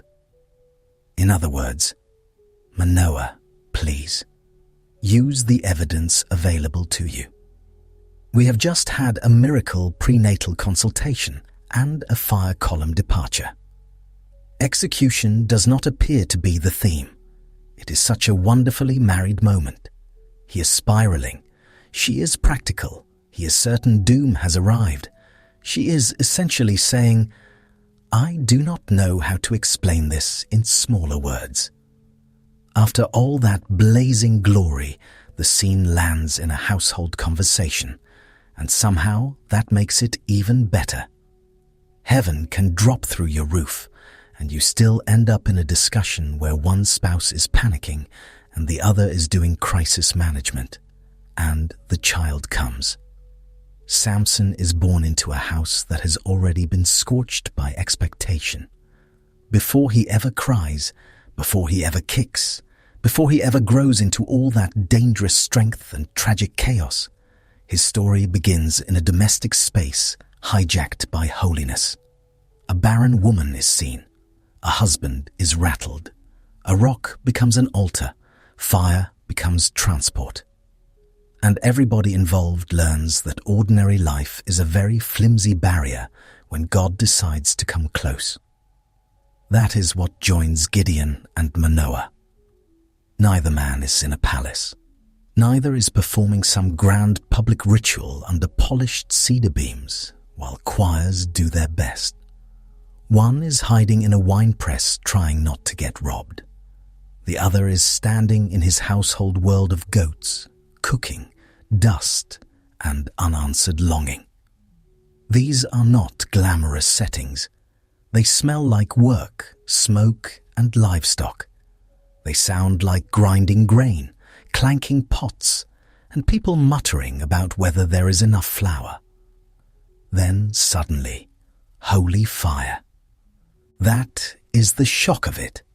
The angel of the Lord keeps stepping into regular places and ruining any nice, clean line between divine encounter and daily chore. A spring in the wilderness, a bush in the middle of shepherd country, a road with a donkey having a legitimate workplace complaint. Now a winepress and a family altar. Heaven does not wait for polished conditions. It shows up where people are already sweaty, worried, underqualified, and halfway through something inconvenient. And each time, the same fear rises. Have we just seen God? Not in the abstract. Not as a puzzle for calm discussion under lamplight. In the body, in the throat, in that immediate animal terror that says the distance between heaven and earth has just collapsed far too fast, and your skin is not built for this. Gideon thinks he will die. Manoah thinks he will die. Their houses do not become cozy spiritual retreats. They become places where survival itself feels briefly uncertain. But they live. That matters. The fire consumes the offering and not the worshipper. The flame carries the messenger upward and does not take the household with it. Fear is not ridiculous in these scenes. It is the sane response. But death is not the ending. The holy comes near enough to terrify and spare at the same time. By evening, the smoke has thinned. The rocks are cooling again. The goats are still rude. Somebody still has to clean a pot.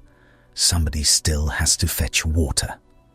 A child will one day run through one of these spaces barefoot and loud, with no idea his parents once lay face down in the dirt because flame became a doorway. The world resumes its practical habits with almost insulting speed. But the household is not the same. A wine press has become a commission site. A family altar has become a place of ascent. Two ordinary homes have learned what happens when the messenger arrives like a servant and leaves like a king. And long after the fire has gone out, the memory sits there in the stone, in the yard, in the telling, refusing to cool completely. Because once a rock has burned like that, you never look at your own threshold quite the same way again. The air tastes like chalk and iron. You are standing near Jericho, and nobody is relaxed, not even a little. The ground under your sandals is hard-packed and dusty, the kind of dust that climbs your legs and settles in the folds of your tunic like it pays rent. Ahead of you, the city squats behind its walls with the smug confidence of a place that has never once worried about your opinion. Its gates are shut tight. Of course they are. Nobody inside is strolling out with figs and cheerful small talk while an enemy camp lurks nearby. Jericho is sealed up like a clay jar with a bad attitude. From a distance, you can see the sun bleaching the stones, hear the occasional cry from the wall, and feel that awful war stomach sensation where your insides seem to be trying to leave through your ankles. Joshua has gone off alone. That alone tells you plenty. Commanders do this when they want to think, or pray, or pace dramatically without witnesses. You can picture him moving over the rough ground with his jaw tight, every step carrying the weight of people, promises, and the deeply inconvenient fact that walls are very hard to walk through. Then he looks up. A man is standing in front of him with a drawn sword. No warning, no trumpet, no shimmering cloud with tasteful lighting. Just suddenly, there is a figure there, armed and still, the blade catching light hard enough to make your eyes sting. It is the kind of sight that makes every muscle in your body go cold at once. You don't start with theology in a moment like that. You start with, oh good, an armed stranger at sword range. Fantastic. Joshua does what anyone with a functioning survival instinct and a leadership problem would do. He goes toward him. Not because this is wise exactly, more because there is a whole nation behind him, and someone has to ask the question before everybody loses their mind. So he approaches this stranger with all the caution of a man who knows he may be one breath away from a very short obituary. "Are you for us," he asks, "or for our adversaries?" Fair question. It is the battlefield version of asking whether the dog growling behind the gate is friendly. You would also like an answer before proceeding, preferably a clear one, preferably one that does not involve sudden stabbing. But the answer comes back strange. No.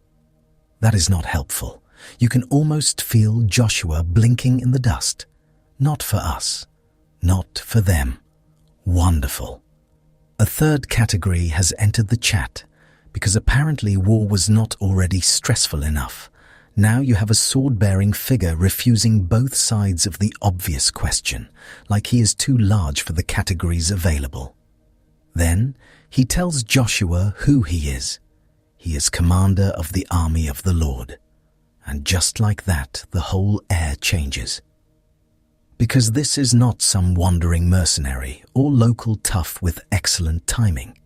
This is not a scout, not a soldier from Jericho, not a man who got lost on the way to some other terrifying assignment. This is the commander of the Lord's army, standing there with a drawn sword, while Jericho waits ahead and Israel waits behind, and the space between feels suddenly far more crowded than it looked. Joshua falls on his face. You would too. At some point, your body makes the executive decision before your brain catches up.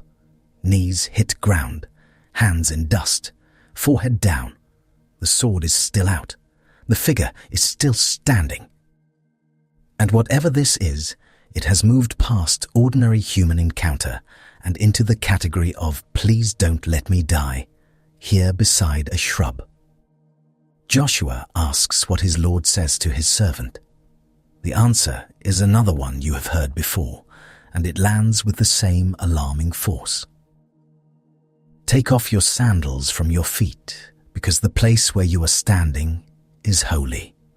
There it is again, not in a sanctuary dressed up for ceremony, not in a priestly chamber with polished vessels and choirs and carefully portioned incense.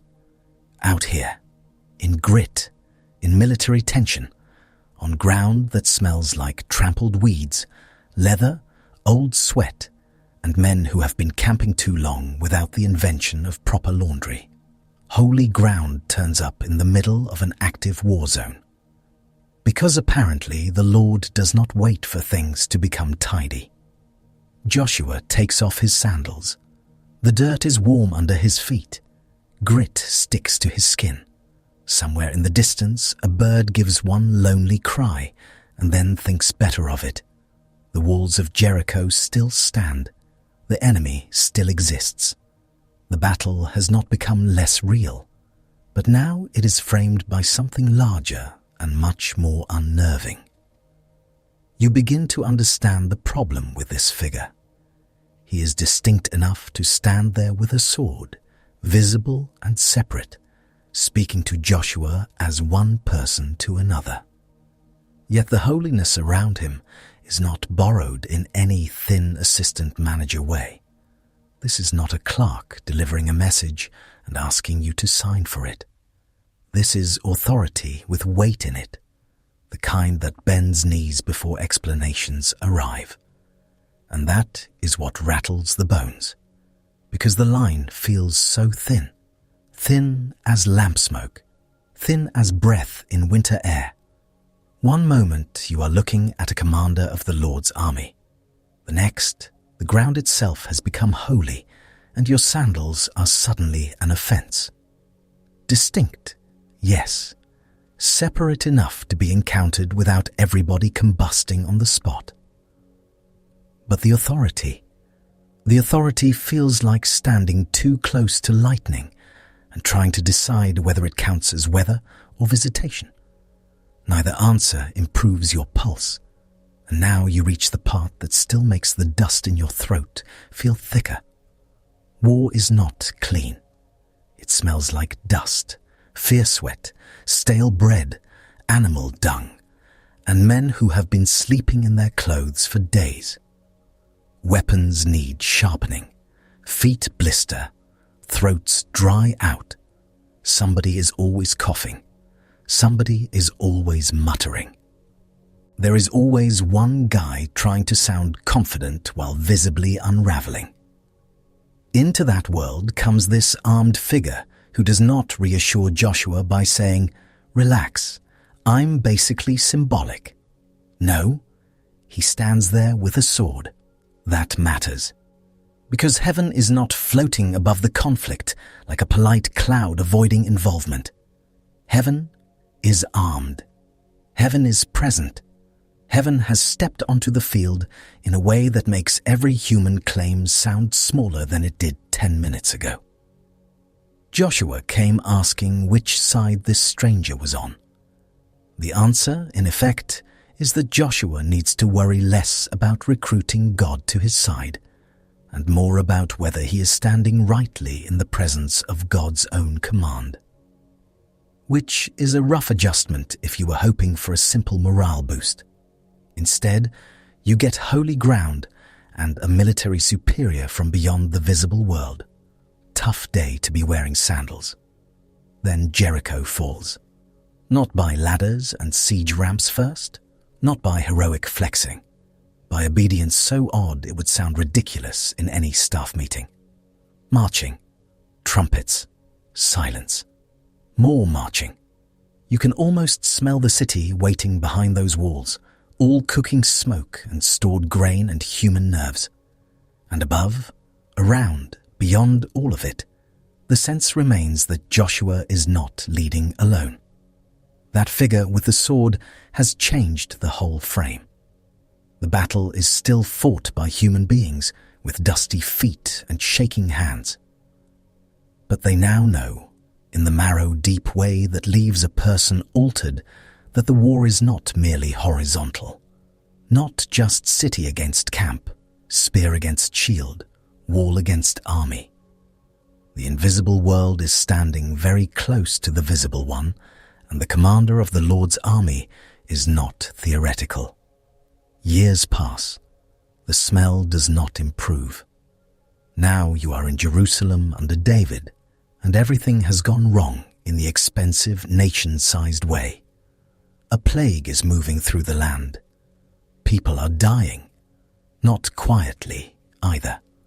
Houses are suddenly full of groans, hurried footsteps, wet cloths, prayers, and that terrible waiting where everyone keeps looking at the sick person's chest to make sure it rises again.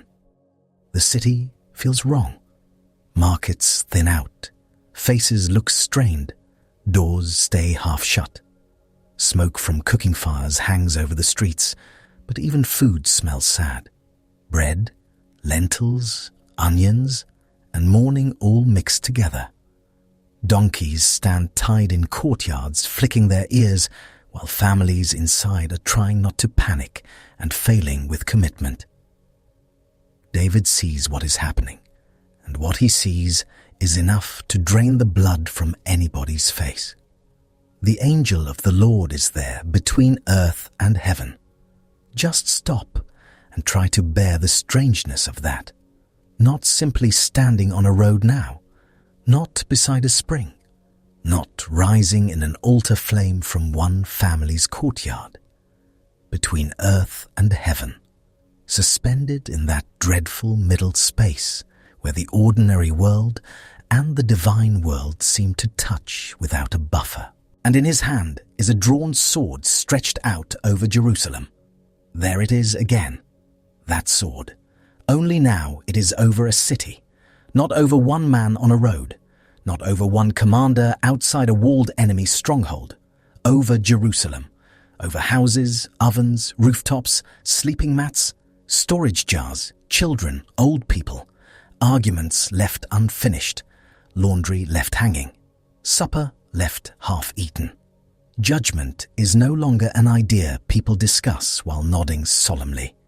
It is hanging over the city with steel in its hand. This is the kind of sight that makes your spine forget its job.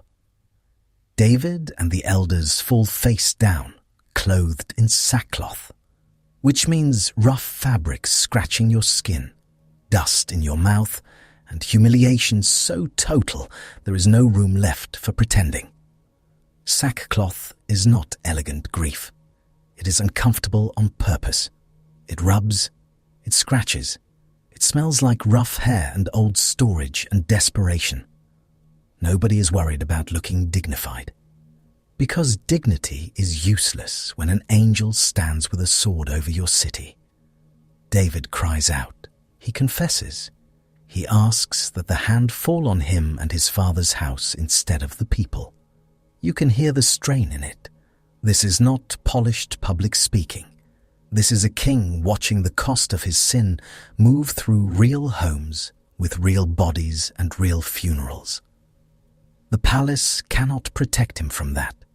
Crowns are not helpful against plague, and still that figure remains, distinct, visible, the angel of the Lord. Yet the authority in the scene is so completely God's authority that trying to wedge a comfortable little gap between them feels almost silly. The angel acts at God's command. The angel wields God's judgment. The angel stands in a place only divine authority could make terrifying, separate enough to be seen. bound to God's action so fully that nobody on the ground treats this like meeting a junior employee. No one says, "Well, at least it's only the angel." Absolutely not. That sort of sentence never survives contact with a drawn sword hanging over a city. Then comes the command for David to go up and raise an altar on the threshing floor of Araunah the Jebusite, which is a sentence that starts holy and ends in grain dust. Of course it does. Biblical life is always doing this. 1 minute heaven is open and judgment is blazing over the skyline. The next minute you are haggling over a piece of real estate where people beat kernels out of wheat. So David goes up. The threshing floor is exactly as glamorous as it sounds. Dust everywhere, chaff in the air, straw underfoot, the sharp, dry smell of grain husks getting into your nose and making you want to sneeze at the worst possible moment. Oxen nearby, wooden tools, sweat, sun. It is basically agricultural chaos with spiritual consequences. Araunah sees the king coming and is rightly alarmed. You do not want royalty approaching your workspace during a national disaster unless they are bringing excellent news and snacks. David explains what he needs. Araunah offers the site, the oxen, the wood, the whole package. Very generous, very sensible. Also the sort of behavior one adopts when a plague is underway and the king looks like a man trying to stop heaven's sword from finishing its swing. But David insists on paying. He will not offer burnt offerings that cost him nothing. So the transaction happens there amid grain dust and tension and the kind of silence that sits on a place when everybody knows more is at stake than the paperwork. Money changes hands. The altar is built, stones are arranged, wood set in place, animals prepared. Smoke soon rises into air that has already carried enough human misery for 1 week. Then David calls to the Lord, and fire answers from heaven on the altar. You can feel the collective lurch in everyone's stomach.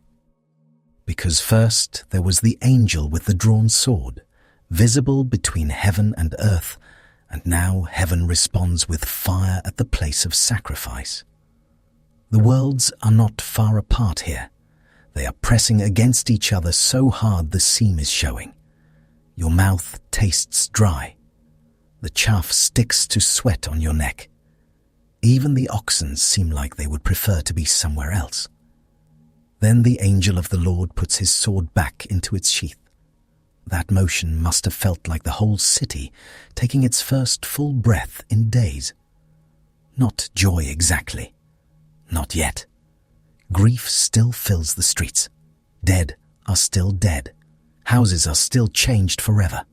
But the sword is sheathed. Judgment stops.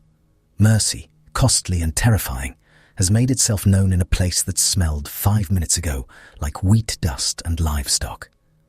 And from then on, that place matters. A threshing floor becomes a site of meeting.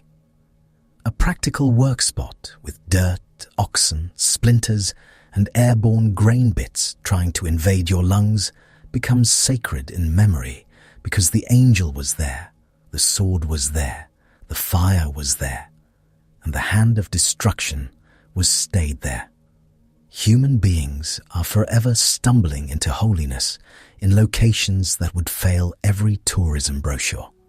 Stand in it long enough, and the old unsettling question returns.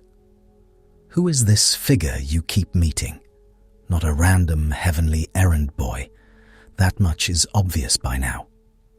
Random messengers do not make ground holy. Speak with this kind of authority.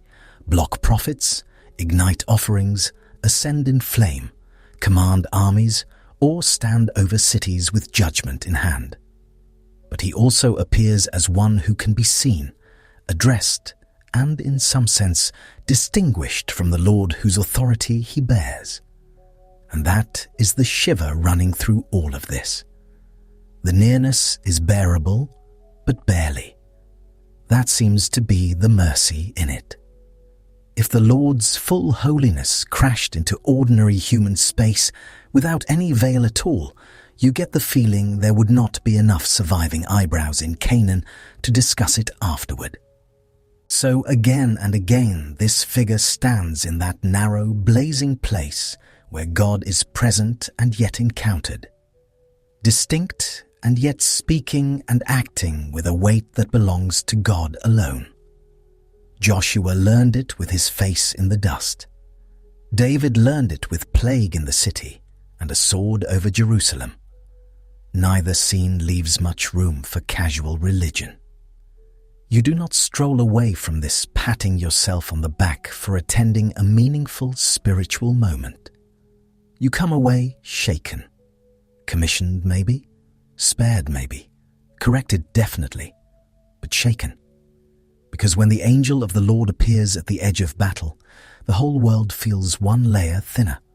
The sword gleams, the dust stings your eyes, the ground becomes holy under bare feet. A city learns that judgment is not abstract. A king learns mercy has a cost. And once again, heaven comes close enough to see, close enough to hear, close enough to leave people flat on the ground, squinting through tears and dust, trying to work out how they met someone who stood apart from God and yet carried the very fire, authority and danger of God into the middle of human life. Jericho's ruins would sit in the sun for generations. Jerusalem would remember the place where the sword was sheathed, and the stories endured, sharp as drawn metal, long after the armies had scattered and the dust had settled back into the earth. And now the road grows quiet again. The fires die down. The messenger fades into the night air. After all that dust and panic and people nearly passing out because heaven got a little too close, you can finally step back and look at the whole strange parade. Hagar by the spring. Moses in front of a bush having the worst and most important work meeting of his life. Balaam getting corrected by his own donkey, which is humiliating on a level that really deserves more attention. Gideon staring at fire on a rock. Manoah deciding with complete sincerity that he and his wife are about to die on the spot. Joshua meeting a warrior who does not fit neatly into any category. David looking up and seeing judgment hanging over the city with a sword. And as the dust from all those roads settles, one thing starts pressing in on you. Not every detail gets smoothed out. This figure is still strange. He stands close enough to God that people panic, like they have looked straight into the sun with no eyelids. But he also appears as someone sent, someone encountered, someone standing there on the road or by the altar or in the field, distinct enough to meet, holy enough to terrify, personal enough to speak, divine enough that nobody walks away shrugging. That is the strange thing you cannot shake. Start with Hagar, because that one matters more than people sometimes notice. She is alone, used, pregnant, exhausted, and about as socially protected as a loose sandal in a flood. She is not the powerful person in the household. She is not the one with options. She is out there in the wilderness with dry lips and a future that looks like a bad joke. And that is where the messenger finds her. Not in a palace, not at a polished altar, by a spring. You feel it immediately. God's nearness is not reserved for people with clean family trees and decent seating at dinner. The outcast woman in the desert gets seen. More than seen, actually. Addressed, promised, sent back with words that carry real authority. The whole encounter lands with one huge comfort. Heaven is not confused about where the forgotten people are. Then you get Moses, and the smell changes from desert sweat to singed shrub and raw fear. Moses has spent years doing shepherd work, which is basically a long outdoor shift involving sunstroke, suspicious sheep, and very little applause. He is not charging into history with dramatic music behind him. He is existing. Then the angel of the Lord appears in flame, and the voice from that fire speaks with God's own authority. That encounter presses the truth a little closer. The Holy One does come near, but not casually. Sandals off, ground changed, names spoken from the fire. Moses is not invited to treat this like a friendly roadside chat. Nearness does not cancel holiness. It makes holiness feel even sharper, but it also means the God who sends is not distant, not shouting instructions from the far side of the universe like an irritated landlord. He is present in the call. Then poor Balaam clatters into view, all self-importance and bruised feet. That whole road scene is funny right up until it is not. You are watching a man so convinced of his own spiritual awareness that he cannot see the armed messenger directly in front of him, while the donkey sees perfectly well and is frankly carrying the whole operation. The angel of the Lord stands there as a barrier, sword drawn, saying in effect, "No, you do not get to swagger wherever your impulses take you. You feel that too." Divine nearness is not only comfort. Sometimes it is interruption. Sometimes mercy looks like your path being blocked so hard, you smack your leg against a wall and have a terrible afternoon. Balaam learns that God comes close, not just to soothe the vulnerable, but to stop the reckless. There are roads you are not allowed to stroll down just because you feel like it. By the time Gideon appears, hiding and threshing in fear, you can almost feel the stale grain dust sticking to your arms. He is small in his own eyes, and not without reason. Everything around him says weakness, occupation, scarcity, anxiety. Then the angel of the Lord greets him like a mighty warrior, which must have felt absolutely absurd in the moment. It is the ancient equivalent of being called champ while you are panic sweating in a hole. But the fire from the rock says the greeting is not a joke. Gideon's moment shows that God's nearness does not wait for impressive people. The weak are not passed over because they look unconvincing. The commission comes first, strength comes later. Or more accurately, strength comes from the one doing the sending. Gideon is not transformed into a hero because he suddenly discovers hidden greatness in himself, like the ending of an uplifting sports film. He's carried by a presence outside himself. Then Manoah and his wife give you the domestic version of holy panic. A visitor arrives with promises about a child. The words are heavy with purpose. The offering goes up. The messenger rises in the flame. And Manoah, in one of the most understandable reactions in the whole Bible, basically says, "Well, that's it for us. We're dead."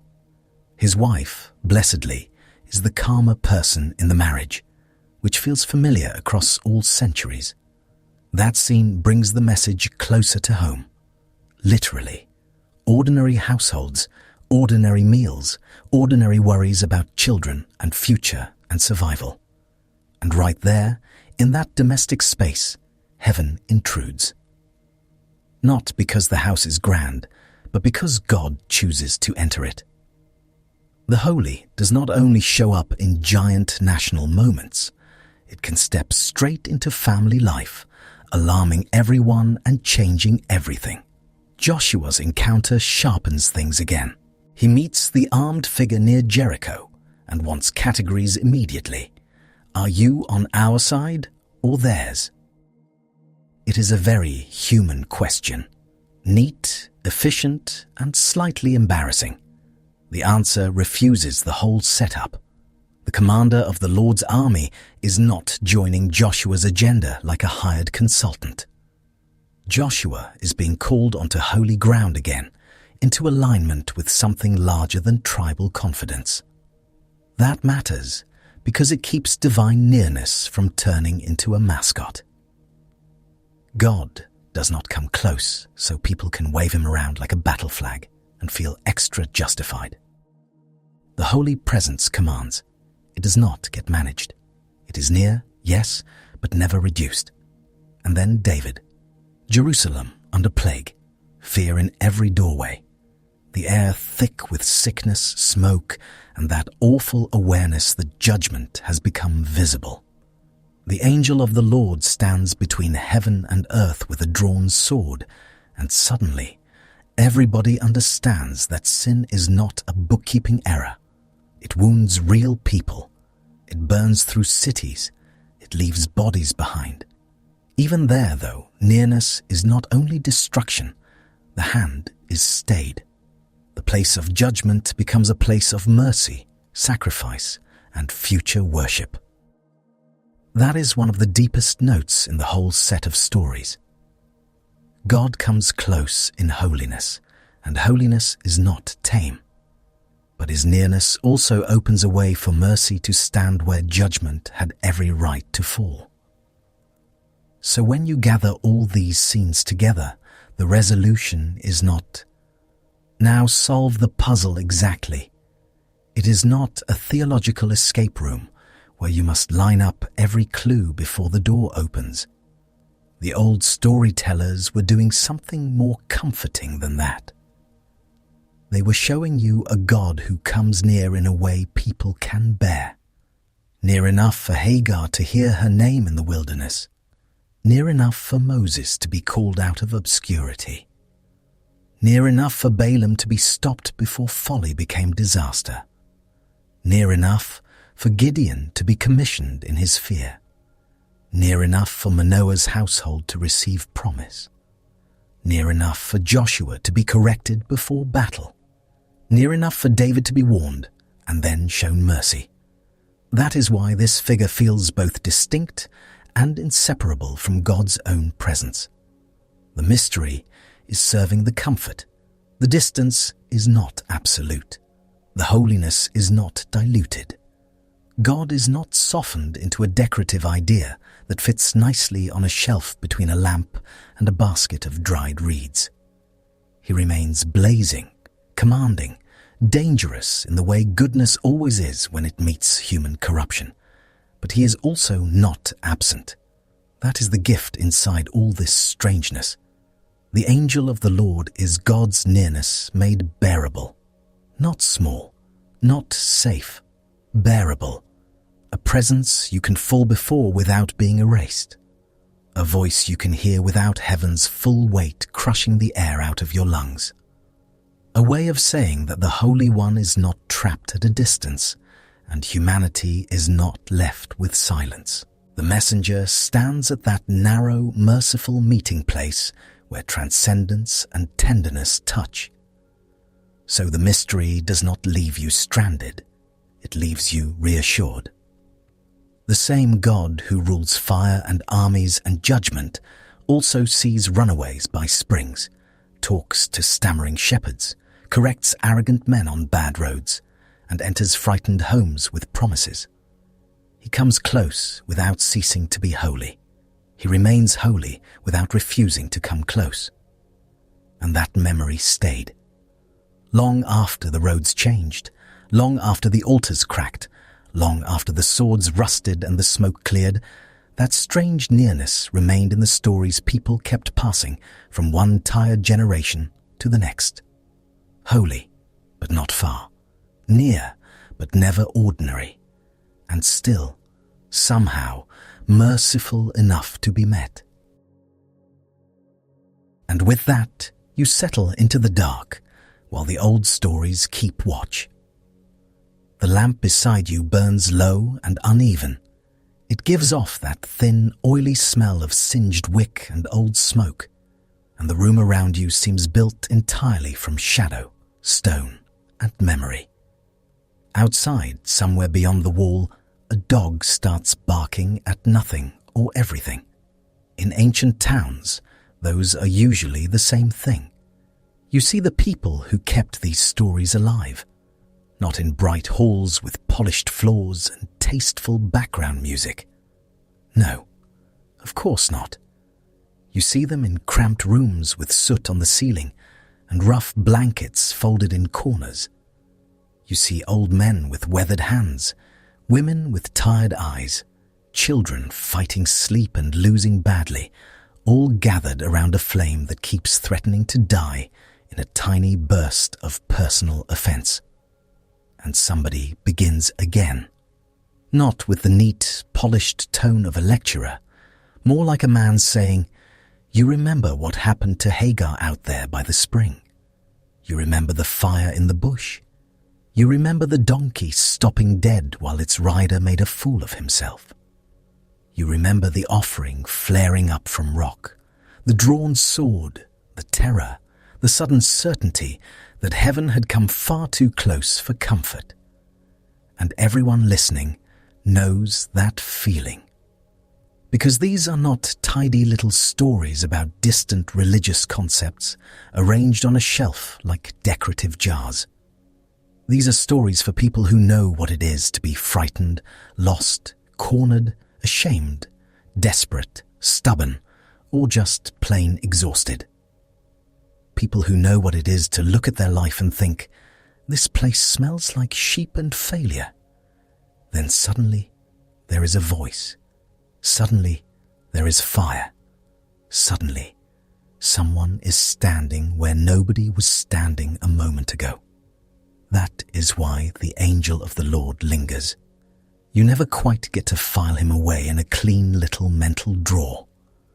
Messenger, yes, but somehow more than a courier dropping off divine paperwork. Distinct, and yet speaking with the kind of authority that makes your knees weak and your skin go cold. Near enough to hear, holy enough to ruin your afternoon in the most unforgettable way. He arrives, and normal life does not survive intact. Hagar is trying to survive one more miserable step into nowhere, and she is seen. Moses is minding sheep in the sort of career rut that could flatten a man into dust, and a bush catches fire without the decency to burn up. Balaam is riding along feeling very important, which is always dangerous, and his donkey turns out to be the only professional in the situation. Gideon is hiding while processing grain in a way that would make any farmhand sigh deeply and ask what exactly you think you are doing. Manoah and his wife are just trying to live their lives, and next thing you know, the visitor goes up in flame, and Manoah is fully convinced they are dead by sundown. Fair reaction, honestly. Then you get Joshua near Jericho, hand near his weapon, meeting a figure who refuses all the categories people like because categories make you feel in control. And David sees the angel stretched between heaven and earth, sword drawn over Jerusalem, and suddenly judgment is not a sermon topic anymore. It has edges, it has height, it has steel. That stays with a people. Generations pass, sand grinds into sandals, empires swagger in, collect taxes, make speeches, and eventually collapse in a heap like rotten scaffolding. Languages shift, armies come and go. Children are born, grow old, and start telling the same stories with the same lowered voice at the important parts. And still this figure remains, moving through memory like a footprint that never quite fills in. You can picture those evenings, a courtyard after supper, lentils scraped from bowls, breadcrumbs everywhere. Someone still smells faintly of animals because animals are apparently everyone's problem forever. The younger ones lean against a wall, half listening, half drifting, while the older voice in the room says that there was a time our mother Hagar thought she was alone in the waste, and she was not alone. There was a time a shepherd took off his sandals because the ground itself had become too holy to stomp on casually. The listeners shift a little closer because they know the world is dangerous. They know roads can kill you, wells can fail, childbirth can go badly, armies can appear on the horizon like a headache with spears, kings can panic, crops can wither, plague can empty streets. The dark can feel crowded with things you do not understand. So when they hear that the Holy One is not absent, not sterile, not locked away behind the sky like an official too important to meet you, they hold on to that, even if the nearness is alarming, especially then. Because divine nearness in these stories is never soft-focus comfort. It is not scented candles and inspirational calligraphy. It is heat in the desert, fire in a bush, a sword on the road, an offering igniting in front of your face, a man looking at his wife and saying, with complete conviction, "We are definitely dead now." Ancient holiness had a way of arriving without asking whether you had tidied up. Most people had not. There is something almost comforting in that. Not comfortable. Different category. Comforting because these stories do not wait for people to become polished before heaven approaches. Hagar is weeping. Moses is reluctant. Balaam is obtuse. Gideon is afraid. Manoah is confused. David is overwhelmed. Joshua is on the edge of battle. Nobody in these moments is presenting their best self. Nobody has achieved spiritual excellence and a well-regulated emotional life. They are just there, sweaty, dusty, frightened, stubborn, carrying grief or fear or responsibility like a sack of wet grain on the back. And into that, the angel of the Lord comes.